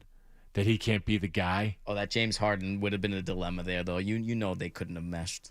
Well, right. But I feel like they would have found a way to move on from Harden. You would think. Right. But, yeah, Donovan Mitchell. The greatest player in the world, according to Donovan Mitchell. And he'll fall on the floor 75 times a game and act hurt and get indignant all game out there just for the Cavs to disappear in the second round of the playoffs. I mean, I can't talk for much because the Celtics went out in the first round this year and had a really bad collapse. And then Brad Stevens went and made this move and apparently facilitated the whole thing, George, which really gets your goat. You're not liking that too much. That's what I think, to be sure. As soon as the news had come down, I immediately yelled expletives by myself at Brad Stevens, just hurled him his way. He is going to be the man responsible if it does work out for the Sixers. I'm a believer that it will work out for the Sixers. I think Embiid will be one of the biggest beneficiaries of this Really? Jaylen Brown joining forces in this process, right? You can manage his minutes, right? Okay. So I don't expect him to play 70-plus games. So we'll put him in a 50-60 comfortable range. You're getting him ready for that home stretch. And then kind of what happened with the Celtics. We didn't want to see Embiid. He was the best player on the court. Yeah. I think if they're going to have some camaraderie. They're not going to be able to roll out of the basketball, throw it up, how they're saying, and become the Monstars. I think that there is going to be some sacrificing that has to take place, but I am just a believer that it will, and it will mesh. I think that LeBron and Jaylen Brown can be beneficiaries. They don't have to play on the ball primarily the way that they're accustomed to. So you have Maxey, you have Edgecombe. Edgecombe, who you had mentioned, I think he can be a beneficiary as he gets to learn from Jaylen Brown, how to be professional, Sure. and perhaps even be a sixth man, slide into that role if they want to have the little Peyton Pritchard role, for him. take over the second unit and dominate that and kind of be a little bridge gap between the starters and then the bench. And then there, with LeBron being there, obviously with the JB trade facilitating all this, that's Brad. Dean Wade wants to go sign there. He does that. Anthony Simons wants to go sign there. They're doing that. KCP is there as well after post LeBron. It's a destination now. You've made the Philadelphia 76ers a destination. Not to say that LeBron would have signed with the Celtics. I'm not going that far. I've heard that, although if we would have kept Jaylen Brown, then he would have lured him to the Celtics. We would have had LeBron. No. That was never going to happen. But we could have ran it back as is and not made Philadelphia the destination that it has become. I've wanted LeBron's super teams in the past to fail bad. Obviously when the Heat lost to the Mavs in 2011, I was just like, oh, yeah, look at that. That's great. That's awesome. And then they learned after Game 6 against us. Yeah. And then, 2015 with the Cavs, they were kind of – the airplane was it didn't have the best takeoff, I guess, and when he went back to Cleveland there. But they figured it out. He's always stacking the teams, though, to be sure. Nobody likes that. What they did with the Heat, the decision, Bosh and Wade combining forces with LeBron there. And then even when he'd gone back to the Cavs, they had the run of number one picks. Anthony Bennett was a swing and a miss. Yeah. And they ultimately got rid of Wiggins for Kevin Love. But, Kyrie was obviously all-world. It was a hit. I still love Kyrie. I know it, in the minority there in speaking that, but I'm in love with what he brings to the table, the best pure point guard that I've ever seen with my own two eyes, Kyrie Irving. Pure point guard? Point guard? We have one right here. I know. I shouldn't have said the word pure. Just the best dribbler, scoring point guard. Point guard. Period. I would say. Point guard. I wouldn't have to want to say pure, right? Because then you assume that he's a passer. Right. I'd say his handles are top notch. The way he scores the basketball, the way he can do it so effortlessly looking. Sure. Yeah. I bought the hype. I almost went to see Uncle Drew at the multiplex and thought better of it. Still hate him. I don't blame you. It's hard to let that go because he did have that Boston, if you'll have me, I'll be here. Yeah, gee golly. No, George, just don't. Bad memories. Just don't do it to me. But I believe that the Sixers team can do it. It's tough. We're already taking a step back here with the Celtics. And, now you're reminding me about we're going to be in prime time. I really hope for the Christmas games. Hearing Gasper and Aurori earlier today, I am rooting for that Christmas player. Sorry, family, but right. They put that in whatever time slot they're going to put it in. They got my attention. Yeah, no, me too, at least for part of the day. I won't be watching football if that's the case. 617-779-0985. Sean Sylver, George Sepulveda. We're hanging out till 5 o'clock here on the Hub. Boston's home for sports. 98.5 The Sports Hub. The Sports Hub. Boston sports, yeah, we got that covered. 98.5 The Sports Hub. Being a leader doesn't mean you know it all. I don't know it all. I'll be the first person to say that. Being a leader is being comfortable with raising your hand like, Miss Shelton, I don't know. Can you explain that to me? I don't know X, Y, and Z. I want to learn, right? Being around somebody that feel like they know it all, I don't want to be around that person, right? I don't want to be the smartest person in the was taking shots. I think unbeknownst to him that this was being recorded because it's very not on brand for Jason Tatum. He usually takes the high road, which I kind of commend him for. There's probably more to the Tatum-Brown relationship that is meeting the eye here, unfortunately. I was of the belief that the Celtics can kind of ride this out, and maybe they just couldn't. Internally, they kind of knew that this was peanut butter and jelly, and they were just not going to mesh together. What's wrong with peanut butter and jelly? Oh, right. That's what I would say. They don't really play complementary basketball, so I can kind of see that. But there's probably a lot internally that we don't know about. Just this cordial work relationship, it isn't good. It not good enough, to be sure. So they probably a lot of envy. But to take away from those comments, he says, who wants to be around a know-it-all or have a know-it-all as a leader? And to me, he doubled down I don't like it at all, to be sure. I think it's passive aggressive. I know that Jaylen Brown went at him with the insecurity tweet and little mamba snake there emoji. So it's going to be box office when those two get head to head. And I can't wait to see it. But I'm fearful because I don't think our roster stacks up to the Philly roster. I think it's bunk. I mean, what coach at a camp hasn't said that to kids?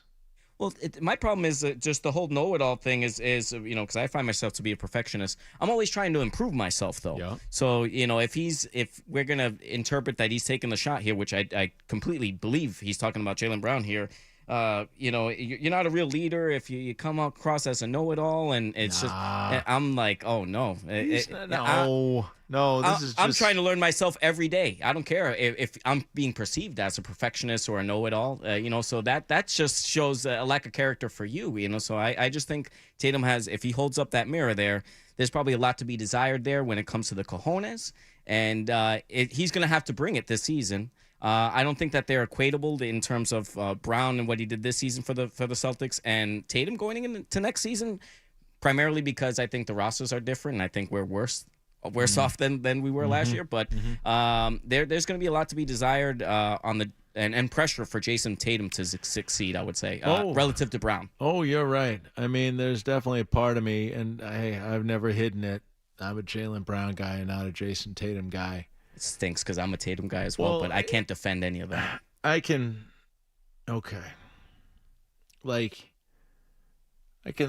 see both sides here.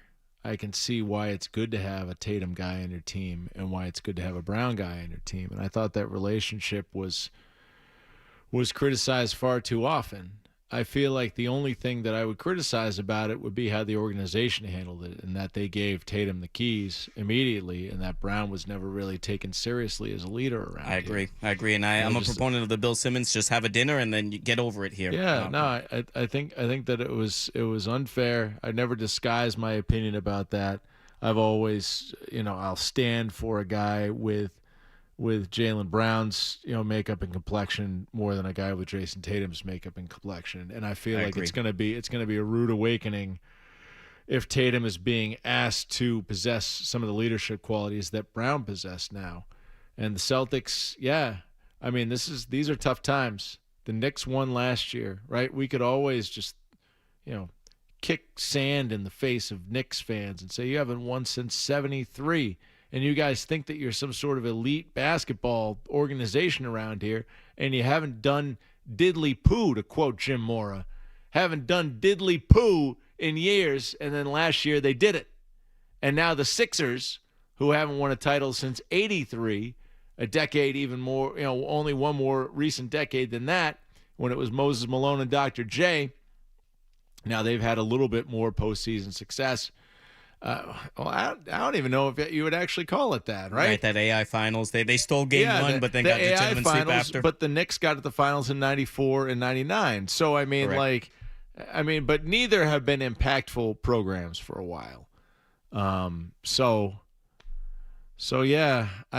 If they win this year, the pressure's on Celtics, because you may be like slow playing this year.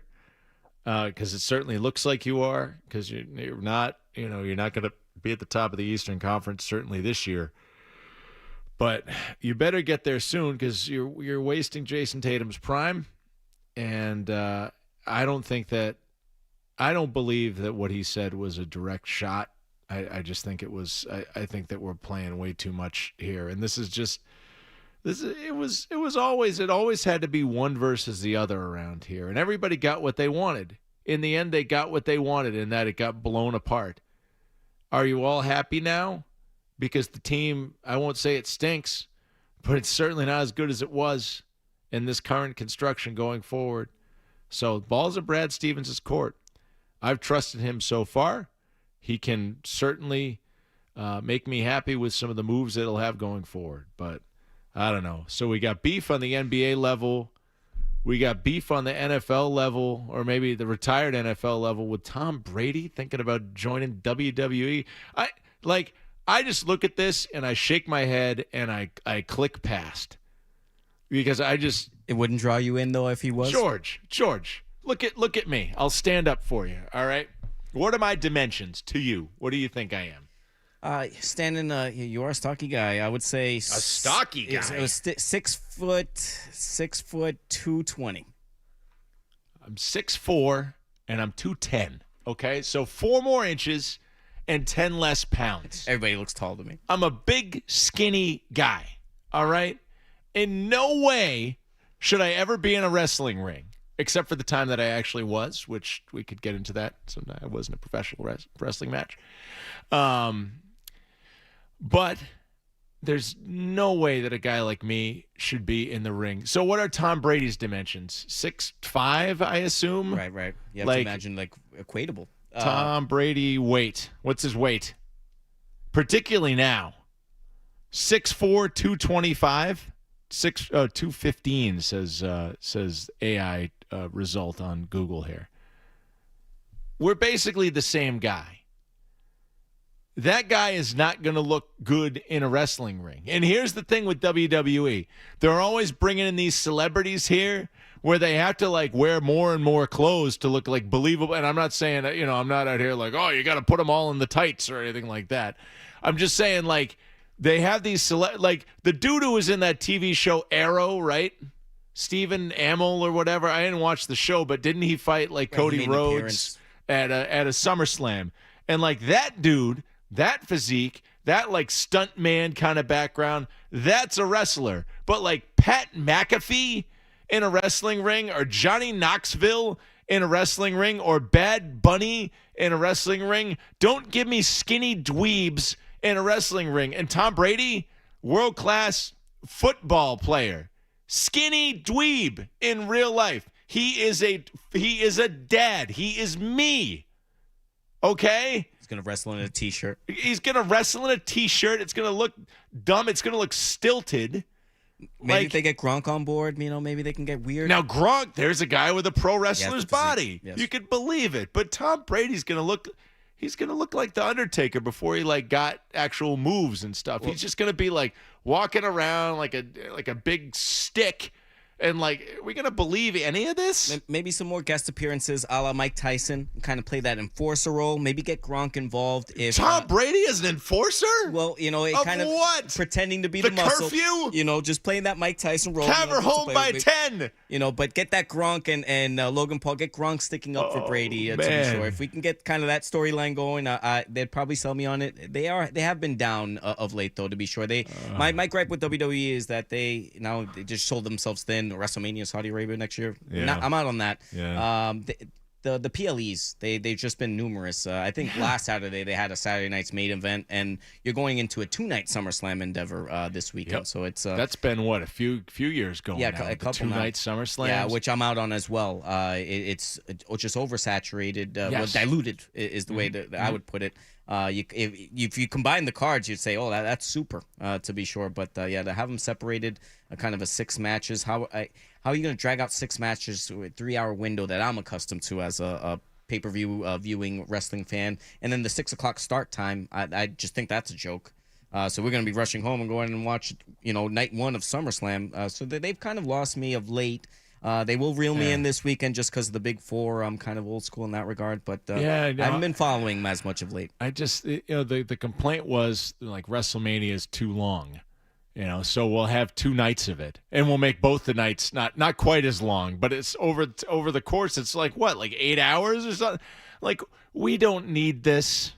We don't need this. The problem. Okay. So the difference is, back in the 80s and the 90s, you had 2 competitive organizations. You even had the AWA going back, right? So there were guys were in, guys were out, guys were living hard, so their careers didn't go as long. You got fresh stuff all the time. But now, because an AEW is whatever, it's there. And I used to watch it to a certain degree. I couldn't tell you what's going on now with it, but. Now with WWE, it's the same personnel. They're there for a decade or more. You have different permutations of the same match just over and over and over because you're trying to fill the pay-per-view cycle. I loved when they brought back Saturday night's main event. I was like, what a cool thing. And it's a Saturday night, and it's like a big fight feel. You got Jesse the Body Ventura back, right? Like, this is great. But in the mix of, like, Clash at the Castle or Clash at Paris and all these different things. Too many. If you tell me that I have to care about all this stuff, I'm not going to care about any of it. And the move to Netflix, though, has been a flop as well, too. I find myself Monday nights, if they could have just left it as is. I love scrolling through the channels. It's hard to deliberately bring yourself to it, especially if you, you're competing with other things there on a Monday, and now we're going to get into football season. It's just in a wasteland, though, in Netflix, I believe. Oh, man. Weekends were made for Michelob, but it's a Monday. I'll tell you. I remember my first SummerSlam. It was 1989. I could tell you the whole card without having it up on my computer or anything. But, like, the main event was Hulk Hogan and Bruce the Barber Beefcake against the Macho Man and Zeus, the Human Wrecking Machine. There's the music right there. Feel the Heat. 89.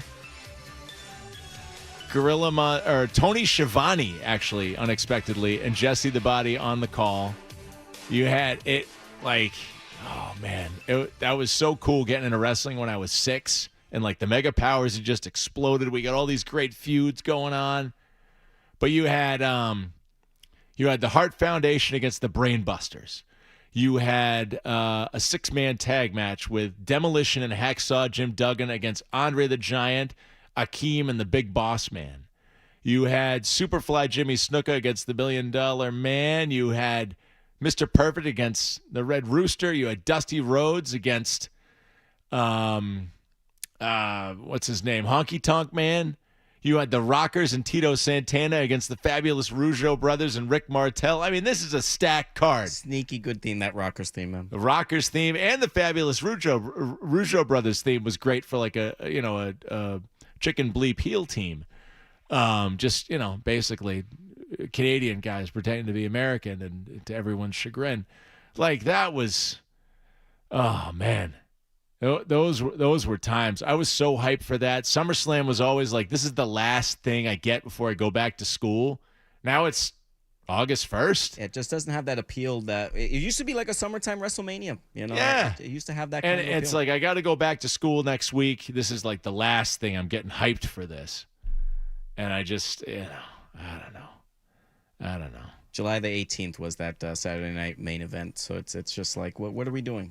A couple weeks out doing these kind of prime time. Well, when you had the Big Four, you would have a Saturday night's main event to develop the stories further. Like, you'd have a Saturday night's main event in like September or October where you'd have all the Survivor Series teams starting to come together. Bridging right? the gap, telling the stories. Yeah.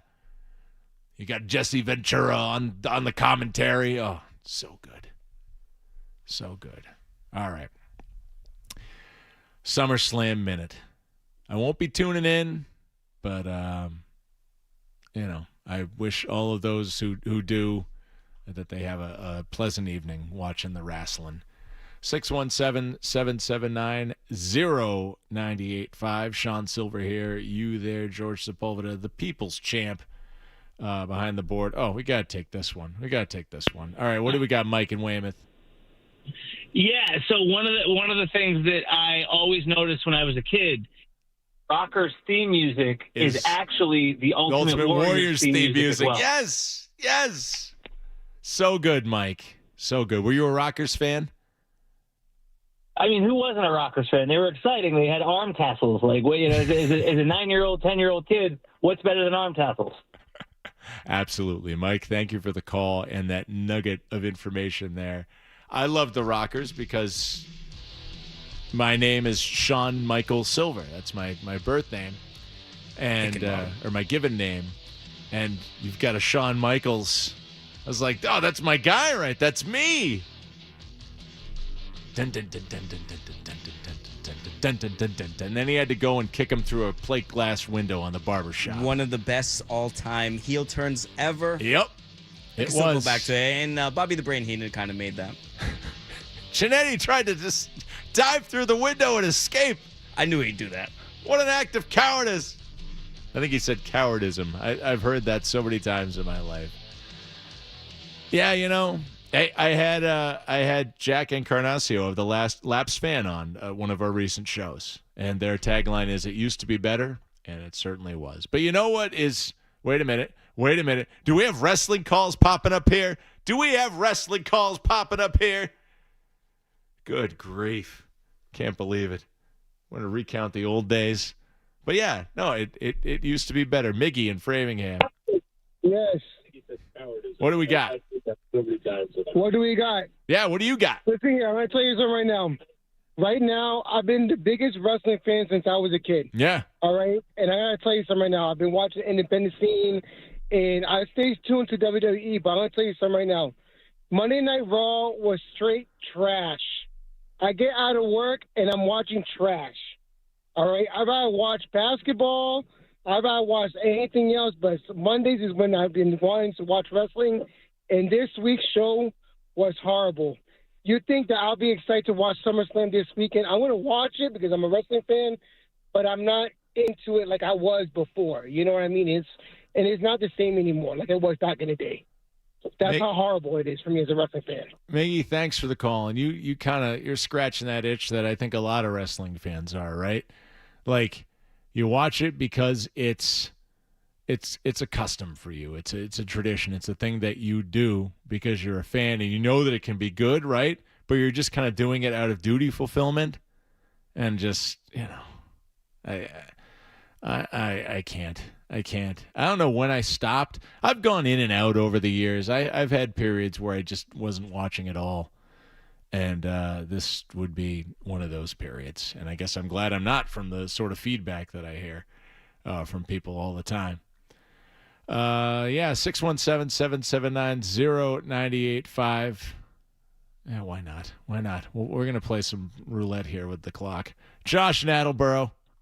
Just to correct the record, the greatest heel turn in wrestling history is the NWO, as Hulk Hogan goes to the NWO. And also, the reason why, in my opinion, wrestling, no matter what they do, because they can't go back to what they were doing in the late 90s, early 2000s.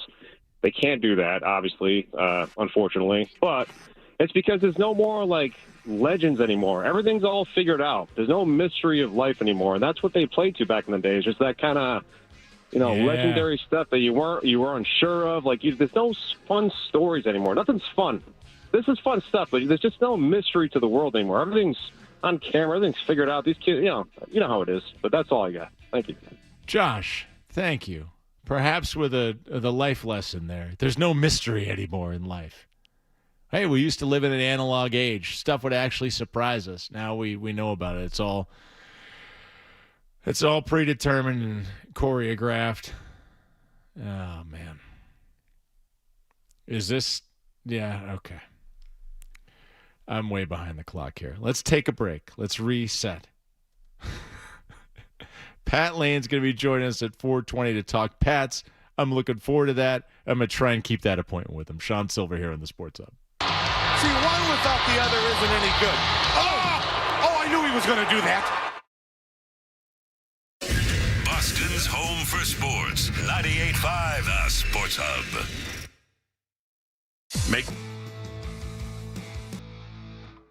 HD Boston. 98.5 The Sports Hub. A Beasley Media Group station. Sports Hub headlines. 25-6, the Red Sox record in the last 31 games, and they got a big win last night, beating the Dodgers 9-4 in L.A., a two-run homer for Ceddanne Rafaela. Brian Bayo, the win in relief. Peyton Tolley goes against Yoshinobu Yamamoto tonight.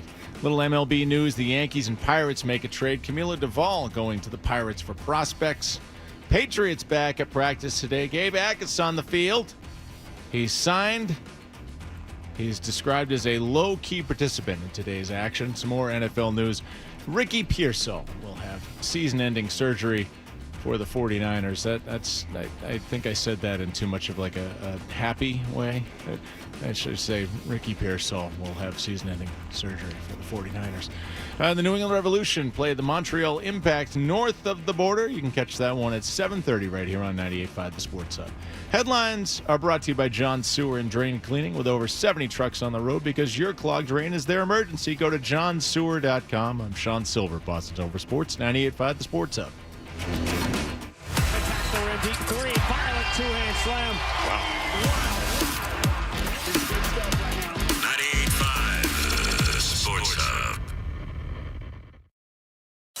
In this town, sports happens 24/7. We're Boston's home for sports. 98.5 The Sports Hub.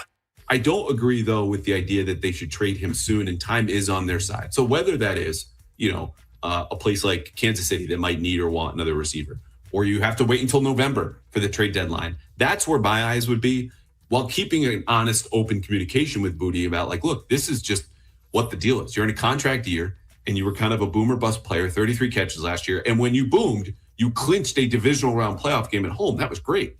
We've got guys who can do that now, and Drake's going to be a little bit better.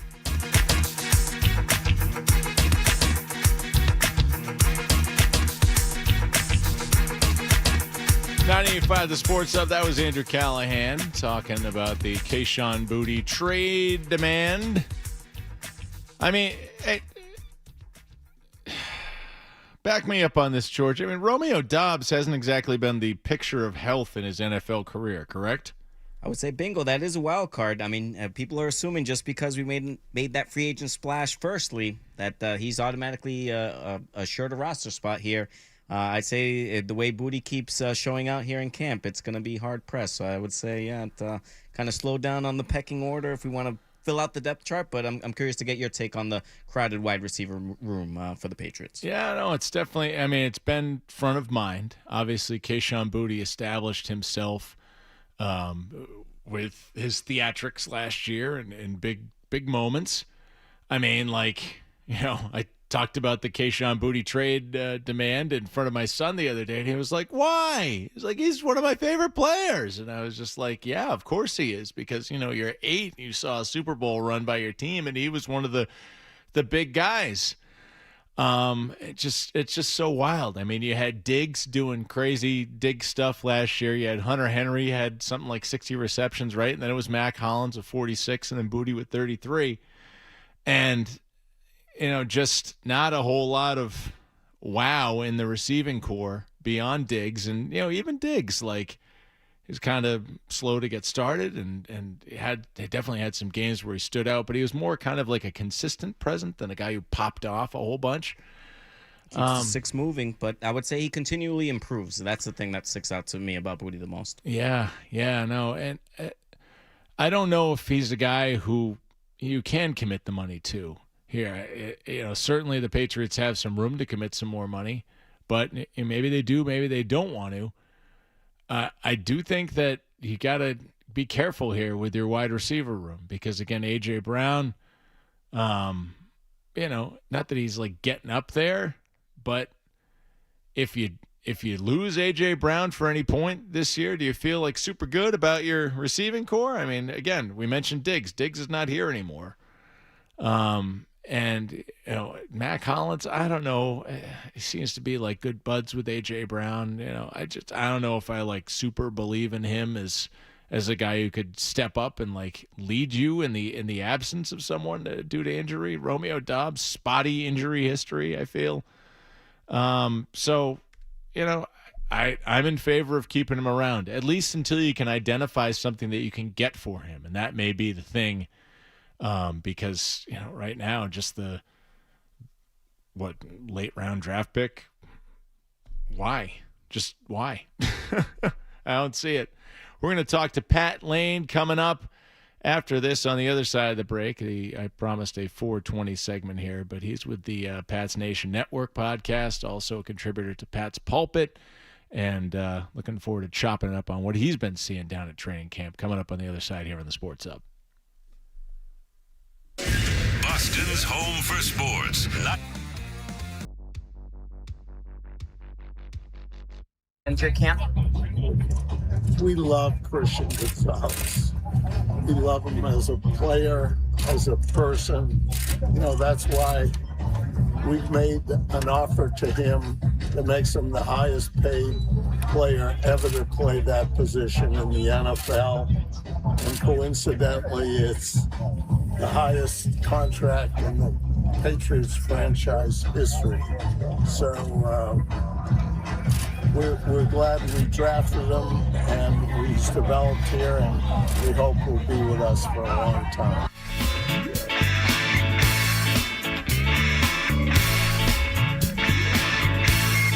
It has has been 1 week, George, since Bob Kraft made those comments. He was bumping some Outcast, though. Not some Bare Naked Ladies, but some Outcast. A little hey ya. Caught that in the background. For Bob Kraft there.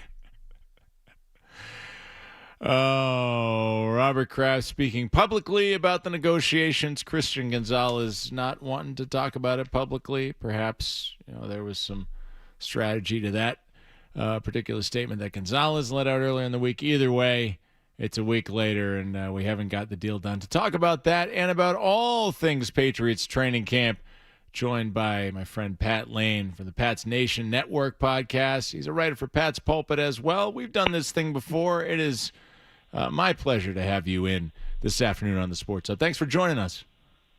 Oh, thanks for having me, Sean. The pleasure is all mine, my friend. Yeah. So, let's start with, here we've got a team coming off a Super Bowl, right? It would only be appropriate if the training camp is about the drama and not actually what's been going on in the field here. Should we be worried at all about this Christian Gonzalez situation? In that, obviously he signed. He's been a full participant here. But what's like the worst case scenario with this here? And then again, I guess based on how his contract is headed or not headed and where Witherspoon's is headed, is there a best case scenario and a worst case scenario for this situation? The worst case scenario, let's just throw the worst case scenario right out. Worst case scenario is something I'm not even going to talk about. The second worst case scenario would be, a Sauce Gardner situation. Yeah. I just don't see that happening. I don't see it happening. I think Robert Kraft makes that statement because I think they're close. And frankly, and I've been saying this for months, Devin Witherspoon is signing first. Mm-hmm. They have the same agent. He hasn't signed yet. Now, if Witherspoon signs and we go a week and Christian Gonzalez still hasn't signed, then I'll be worried. Until that happens, I'm not concerned at all. Witherspoon's going to sign because I think the way it's going to work is Gonzalez wants to be the highest paid corner in the NFL. Right. Whoever signs first is going to be the highest paid corner in the NFL for a few days. Yeah. And then the guy that signs after him is going to be the highest paid corner in the league for 6 months or 8 months or whatever until, the next guy signs in free agency next year, right? So, but I think that he wants to set the market. I think he wants to be the guy at least for as long as he possibly can, which means Witherspoon's going to sign first, and then he's going to sign second. I am very confident that they're going to get it done. So everything that they've said, leads to that, and him participating in full, in my opinion, leads to that as well. Yeah, that's kind of unusual here. We're not seeing the traditional standoff between organization and player. So I take it, Pat, that you're not taking the 2 to 6 bait, the cheese that Tony Maz might have been putting out there this week. Listen, when you have a 4-hour show to do, as you know, Sean, you have lots of things you have to talk about. And, nothing gets the guys going more than, what if this guy doesn't sign? Listen, they're that's not close.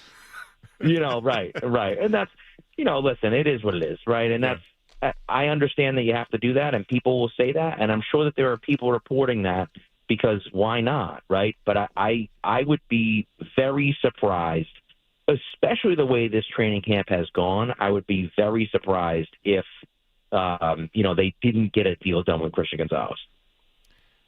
That makes me feel better. Let's go to the other one here, and that's the I guess Kayshon Boutte saying reported back to April here that he requested the trade. Do you have a preferred result for this situation here? A lot of people, anytime you have a player that is a big contributor during a Super Bowl run, people are going to get close to that player and maybe want him around. Where do you stand on what you'd like to see happen with this particular situation? To me, that's my preferred result, right? I think that why not keep him for another year, right? Now, I don't know what the trade market is, and I don't know what the trade value for him is. Yeah. If someone's offering you a 4th or a 5th round pick, it's very obvious that the Patriots don't value, well, they certainly didn't this year. Now, whether they will or in the future or not, I don't know, but they certainly didn't value 4th and even 5th round picks this year because they didn't do any, right? They used 2 4th round picks to move up in the draft in the 1st and 2nd round, and then they didn't even attempt to bridge that gap from 98 to 151, right? So they didn't care about the 4th round and really even the 5th round this year. And so I just don't think that makes your team significantly better when you're looking at a guy that for the first few days of camp was the best contributor on the offense for you and has been a steady contributor, I think, as well. Why give that guy up for nothing? The only caveat to that is if he truly does not want to be here, right? If he's going to put up a stink and he's not going to be happy and he's going to be a problem in the locker room, then you don't have a choice but to trade him. But I don't get that from him either. So maybe there's things going on behind the scenes, but and obviously I don't know that. Maybe they would know that better than me, obviously. But, to me, I would keep him here if they can. Looking more at the camp and less about the contract drama or the trade drama, is there a storyline that you're particularly interested in that we're just not talking about right now in this camp? Yes, there is.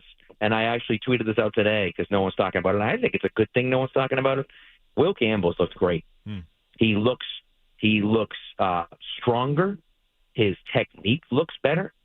I've been very impressed with what I've seen from him in camp. He's dominated in one-on-ones. I think he's like 5-1 in one-on-ones, and he's looked very good in team as well. So I'm happy to see that.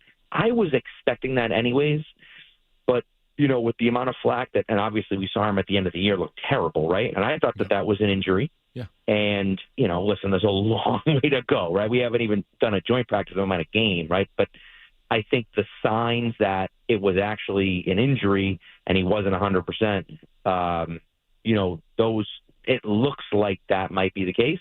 And so I'm very excited about him. Yeah, me too. And obviously the line, a perceived weakness in the past here.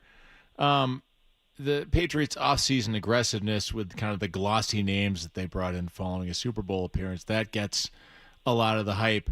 Thinking about the line, maybe thinking about some other places on the field. Is there a weakness maybe to this roster that maybe we're overlooking here? That's easy to overlook when you're saying, oh, well, we fixed Drake May's got weapons now, so it's just all going to come together. Yeah. The biggest issue is the depth. That's the biggest weakness of this team. If I think the tackle depth is pretty good, I think the receiver depth is good. But outside of that, and the corner depth is okay. Outside of that, the depth really at almost every position across the field is not great. Obviously, running back, you have your two running backs that you feel like are both really good. And so if one of those guys goes down, you're okay with that other guy, right? But really everywhere else on the field, I don't feel good about the depth pretty much anywhere. Guys start going down and you start losing guys, defensive line, safety, linebacker, right? Offensive line's another spot, right? I think tackle, they're doing okay with Lomu as the third, but inside, like interior offensive line, it's a huge question mark. And even on the defensive line too, so the depth is a concern for me. Because it's a war of attrition, right? If guys stay healthy and get healthy for the playoffs, I think we'll be good. But if you're dealing with multiple injuries and you got backups filling in 2 or 3 different spots, the Patriots might be in a tough situation. Yeah, you mentioned the depth, and you just talked about Will Campbell. From an offensive line perspective, I know you did some breakdowns on Pat's pulpit specifically about the line. Will Campbell's improved. On the whole, though, as a unit, how are you feeling so far? I feel good about it. I feel good. I think Jared Wilson's looked good at center so far. Mm-hmm. He's another guy that's pretty solid at one-on-ones. And, I think he's at his natural position now. And so I think that's a good thing for him. And he's looked pretty solid. AVT, I thought, has looked good at times. He's, I think the communication, him and Campbell have gotten beat once or twice on twists and stuff. Mm-hmm.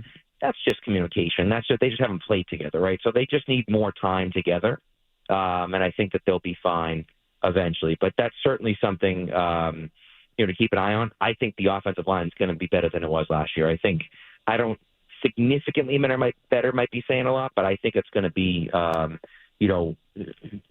certainly improve from what it was last year, I think. Nice, and that'll obviously benefit Drake May, who can feel free to continue to grow and flourish in his third year. I mean, second year in a row here that obviously this is burying the lead, but second year in a row here that Drake May gets to play with a Pro Bowl caliber talent, a real established wide receiver here. A.J. Brown, I don't know, still got numbers last year. His opportunities may have been limited. Does he need to be A.J. Brown, all caps, for this relationship to really stand out here? Or does the depth at receiver mean that maybe he can, not necessarily take a step back, but kind of like Stephon Diggs last year. He didn't have to be Stephon Diggs, all caps, for the Patriots to be successful. But it is a part of that kind of nourishment of Drake May to just have him in the building. Yeah, and listen, I think that's a great question, and that's something that I guess remains to be seen. I thought he's looked very good the last few days in camp. A little bit of a slow start, kind of figuring his way out with Drake May, but he's a guy that put up 1,600 yards in his first year, with Philadelphia. And I don't know if he has to be that guy. Guys, you got to think about this. The numbers that he's put up, how good are the quarterbacks he's been playing for? Ryan Tannehill and Jalen Hurts. Now, Jalen Hurts is a fine quarterback, but no one thinks of Jalen Hurts as a guy who's, super accurate and making great downfield throws and doing that stuff. So not an MVP candidate for his arm like Drake May was. Exactly. And so you put him in an offense with a guy like Drake May, and I think Romeo Doubs is a guy that I think a lot of people are going to be surprised about how good he is. I don't know if he's going to be an all-pro, but I think, you're going to kind of look up at the end of the year and be like, oh, Romeo Doubs ended up with 65 catches and 800 yards. Wow, okay, it was pretty good, right? I think he's going to be kind of that underneath guy, right? And so A.J. Brown, I think you've seen the level of just accuracy that Drake May's been throwing with, and I think that A.J. Brown hasn't had that. And so obviously he's the big body and the ability to go up and get the ball, but he can still separate. He can still make plays. I'm not looking for him to do 1,500 yards this year, but, can he be that number one guy where we're like, okay, it's third down, we're going to A.J. Brown, and there's nothing you can do about it, And so I think more so the dependability more than the numbers. You know what I mean? I don't care whether he's an all-pro or anything like that. Like, it's when the moment is big and we need a play, can he go out and make it, right? I think that's what I'm going to kind of base how successful this year is on as far as he's concerned.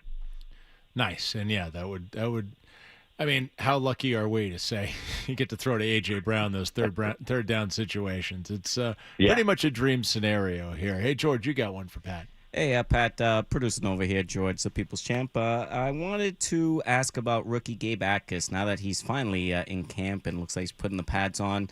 What have you seen from him in the limited time that you've had a chance to have eyes on him? And what were the expectations just for the edge and the pass rush as a whole with the question marks with Landry there as well? Yeah, it's a good question. And Landry, I think, is an interesting case because we don't know how close he is to getting back, right? I don't know exactly when he'll be there. So that's going to be an interesting thing to see. I'm worried about Atkiss only because he missed out on so many important times, right? OTAs and early in training camp and all that stuff he missed. He wasn't on the field for that stuff. And so as a rookie, it's important to kind of get those things under your belt. Now, the good news is third pad of practice of the year, and he's out there without a red jersey, making contact, doing things. They're limited today, but doing things and making contact and being out there. So I think that's important. But the problem for me is that I just don't know if he is going to be 100% ready for day one. I do like what I've seen from Draymond Jones. I think that Elijah Ponder is a guy that's going to come back. I think is for his second year. He's been on pretty much every snap of the ones on defense. He's been the outside edge outside of Draymond Jones. We'll see if that remains the case when and if Harold Landry comes back. But and he's looked pretty good over there. So they haven't had that really they haven't had a guy that can produce to the level that Ponder produced in a small, the sample size was really small last year, but the sample size looked good when he was out there. So can he do that over the course of the year this year? And then I think Atkiss hopefully can come along and help them out. Now that might not happen right away. It might happen towards the second half of the year as a rookie, and especially after missing some of that time. But I do think that I'm looking for him to help out right away on that edge. So I guess we'll see. But everyone saw, I'm sure, him dump Mike Smith on the ground today, and obviously it's a coach holding a bag. But still, it was like, I like to see that, Yeah. No, and hey, all part of that depth, right? Hopefully some impact, and hopefully that, getting some bodies back there that can contribute. Last one from me. We've talked in seasons past. We've done predictions. Obviously sometimes they come out great. Sometimes we're off by a ways. Either way, we always engage in the exercise. But I think my question is, obviously they're not going to win as many as last year. But what's your level of confidence in, say, a playoff appearance with this team? Because obviously once you make the playoffs, and anything could happen from there. Yeah, I think it starts there. I think, to your point, I think I was on 2023, and I was like, everyone's talking about them, being terrible, and they're going to be just fine, and went 4-13. But I think wasn't that saying anything specifically. No way. But I think, for me at least, I expect this team to be in the playoffs. I expect them to be hovering around the fight for the AFC East. I don't know if they'll win the AFC East this year again. Rookie head coach over there in Buffalo, and so that sometimes it matters, sometimes it doesn't. You see guys come in their first year and win a Super Bowl. So, I'm not saying that can't happen over there, but rookie head coach over there in Buffalo, and you feel like this team has a lot of pieces to make them very good. And so, again, I think the issue is the depth, but I expect them to be fighting for the AFC East crown, and I certainly expect them to make the playoffs this year. It's a loaded AFC. It's going to be tough sledding for them. But obviously the schedule is a lot more difficult, as everyone is going to be happy to point out. But I think I'm expecting at least 11 wins from them, and I think that they're going to be in the playoffs again. There we go. Pat Lane, Pat's Nation Network, the PNN podcast, Pat's Pulpit as well. I enjoy tuning in on a good video from you walking from training camp and breaking down the things from the day. Always good to hear from you. Always good to talk Pats with you. And hopefully we'll catch up again soon down the line. Yeah, man, I appreciate you so much. And those walking breakdowns actually came from Sarge. I saw Sarge at practice, and he's like, hey, you got to do something. I'm like, you know what? I'm going to do something every day. And so that's where those came from. So shout out to Sarge Riley over there with a great idea. So always a shout out to Sarge Riley. Thanks, Pat. Appreciate your time, my friend. All right, Sean. Take care, man. Take it easy. All right, there's Pat Lane. Check out the Pat's Nation Network. It's a good pod. Again, as I said to George when we were talking about tall people, short people, the world takes many types, right? And you get a certain kind of breakdown and analysis and attitude from that podcast. You might get different sort of feeling from other podcasts out there. I like them. I like them all. It's like food. I like it all. All right. But no, they do a great job over there with that. And I've obviously enjoyed following Pat's work. Keeps me filled in, just like the people here at 98.5 The Sports Hub and on the website, working diligently and dutifully do as well. Let's take a quick break. See some calls line up. We'll like DX, we'll break it down, get to your calls before we get out of here at 5. Sean Sylver, George Sepulveda hanging with you on the Sports Hub. Boston's home for sport. The Bruins, the Celtics, the Patriots, the Sox, the Revs, and you. We're Boston's home for sports. 98.5. Home like Phil Collins here. On a Saturday afternoon, the 1st of August. I always used to think of July 31st as kind of like a cutoff. It's kind of like, I don't know. You get that bonus day in July, right? Because you're going to have 2 months in a row that got the 31 days. You get the bonus day in July. You're still kind of getting it's not late at night with the sunlight anymore, or the sunsets, but they're still kind of late. You're really going to start noticing those creeping up, in the next few weeks. So by the time we get to late August, it's going to be like, oh man, I can feel that fall chill coming in. I don't really want to think about that, but it's inevitable. School shopping. Oh, man, we've already done some. We went to Smart man. We went to Piscini Shoes in Franklin, Massachusetts, near where we live. Very nice. Don't dirty them. Huh? Do not dirty them. No. The proprietor of the shoe store is like straight up in his 90s, still works every day. He's the man. We've gotten some nice shoes over there for the kids. So we're trying to keep those clean. I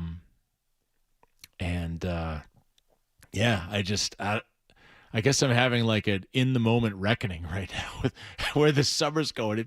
It seems like some like stuff in my yard I've like just done, that I didn't get to in the spring, and it's like, oh man, I was late getting around to it. Holy cow, it's August. Gonna be planting chrysanthemums coming up soon. Maybe we'll get some pumpkins. Like, oh. Got that green thumb going. I'll tell you, my gripe, though, is we haven't had enough summer, I would say. I go to the North Shore beaches, so that stretch where we had beautiful, immaculate weather, the Merrimack River incident in Haverhill and the sewage spill. So not the best of times to go out to the beaches and frolic in the sand, even though I wouldn't get in the water. I've instances like that, or the rain. It kind of took a turn that week after. And, so we had the torrential downfall in the past week here. Yeah, I've been clamoring for summer, and everybody's more tan than I, to be sure. So definitely clamoring for some more pool weather. I'm hoping we do get some of those days in August before. I hope so too. Time runs out here. August, show up and show out. I feel like we started on a strong note here, doing a show together. We've done our level best. We hope that we've entertained you. And the calls have been great. Pat Lane was great coming in from the Pat's Nation Network pod. Always love talking to Pat. Always love dropping that pod there. Of course, I love all the content that we generate here, but I have some podcasts those are my binkies that I love to go to for that little extra analysis, that little stuff that I'm craving this time of year. And Paulie in the truck has got one on Christian Gonzalez. Paulie! Hey, Boston's champion, the Macho Man, Randy Macho Man Savage, the best version of in Boston compared to the real thing. That's you, man. I love you, brother. I love when you do that. I want you to. I want you to tell Christian Gonzalez what he should be signing his contract for, so I give my take. I want you to be the Patriots negotiator and lay it down for him what he should be doing. Now he wants us to rip up his contract. He just forego that last year contract he signed. Okay, he signed to a contract for this year. He wants a hefty raise. That means you gotta compromise. If you want that raise, you can't just expect to max out. You can't have it both ways. If he doesn't do that, then you let him play out the year, and then you franchise him next year. You let him know too. It's what's going to happen, man. It's either you come in, you negotiate in good faith, you be reasonable, and sign on the dotted line, and you ain't getting your raise. That's the way it is. You tell him, John Sylver. You tell him in macho style how it is. While I listen. Thank you. Paulie, I think we could arrange for that. Very team-friendly take from Paulie in the truck. Yeah. He thinks the players, have got to kowtow to management. Yeah. Sign on the dotted line. Yeah, Christian Gonzalez, and you too can be the king of the madness. Yeah. The madness and the mania that comes together when Bob Kraft and Christian Gonzalez put their names on a contract. Yeah. But I gotta say, I am a man of the people. I'm a benevolent macho king. And, you sign that rookie deal, anything is possible. Yeah. Anything's possible, to quote Kevin Garnett, right? Anything is possible, and if he wants to rip up the last year on that deal, I think it's an entitlement. Yeah, he's entitled for being at the top of his game, for being the cream of the crop. Oh, yeah, George, dig it. That was excellent. To Paulie's point, it's tough. I think Gonzalez it's a balancing act. Yeah, he's taking the high road to be sure, showing up in camp and kind of practicing and being putting on the good boy hat. Like I love this. Now. I love this compared to all the crap you see around the league. Right. You know, like this is cool. I think it's a dancing act now. With the same agent as Witherspoon, they're kind of waiting for that domino to fall. I have no doubt about that. Unfortunately, if the Patriots were willing to do what Kraft was saying and have it be this commensurate top-of-the-market deal, I think Gonzalez probably would have acquiesced and signed and not have it be this pecking order, measuring contest to be sure. With Witherspoon, I now have to believe that they are just waiting for that Witherspoon domino to fall, and then Gonzalez will see the market and then know that they can be that plus 100,000 on top of whatever that deal is, and then he can be the real king of the DB market. Cream of the crop. Yeah. I don't know. I'm not terribly worried. I know it's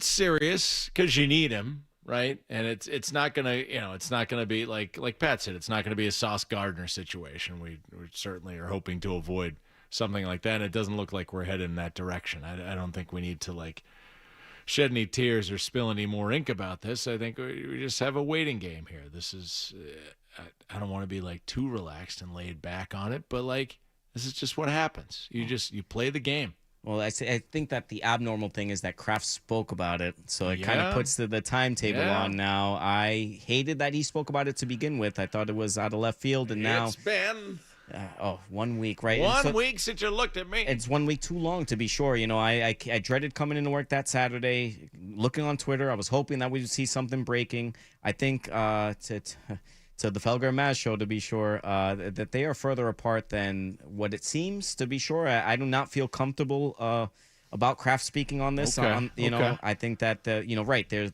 the particulars have yet to be ironed out. So, and it's very vague. To say, he's highest, annual for the position and highest franchise, so it's very vague. I don't like that. What are the guarantees, to be sure, right? So is it insulting? Does Gonzalez feel insulted with the contract? Being offered? George, I'm a pessimist on this. I don't care about people's feelings and if they perceive being insulted or anything like that. Just get the damn thing done and let's play on the field. And if it doesn't, though, Gonzalez has every right to hold out, and I predict he will hold out. Joe, hot prediction. I think that changes the dynamic of the defense as well, with the pass rush being so thin. For sure. We need his side of the football to be locked down, and I love the depth that we have at cornerback with Gonzalez at the top. Okay, that's a good point. Pay the man. It's a good point there. I will mention here a couple of anniversaries. Where yesterday, I know I'm a day late and a buck short, but I am writing the report.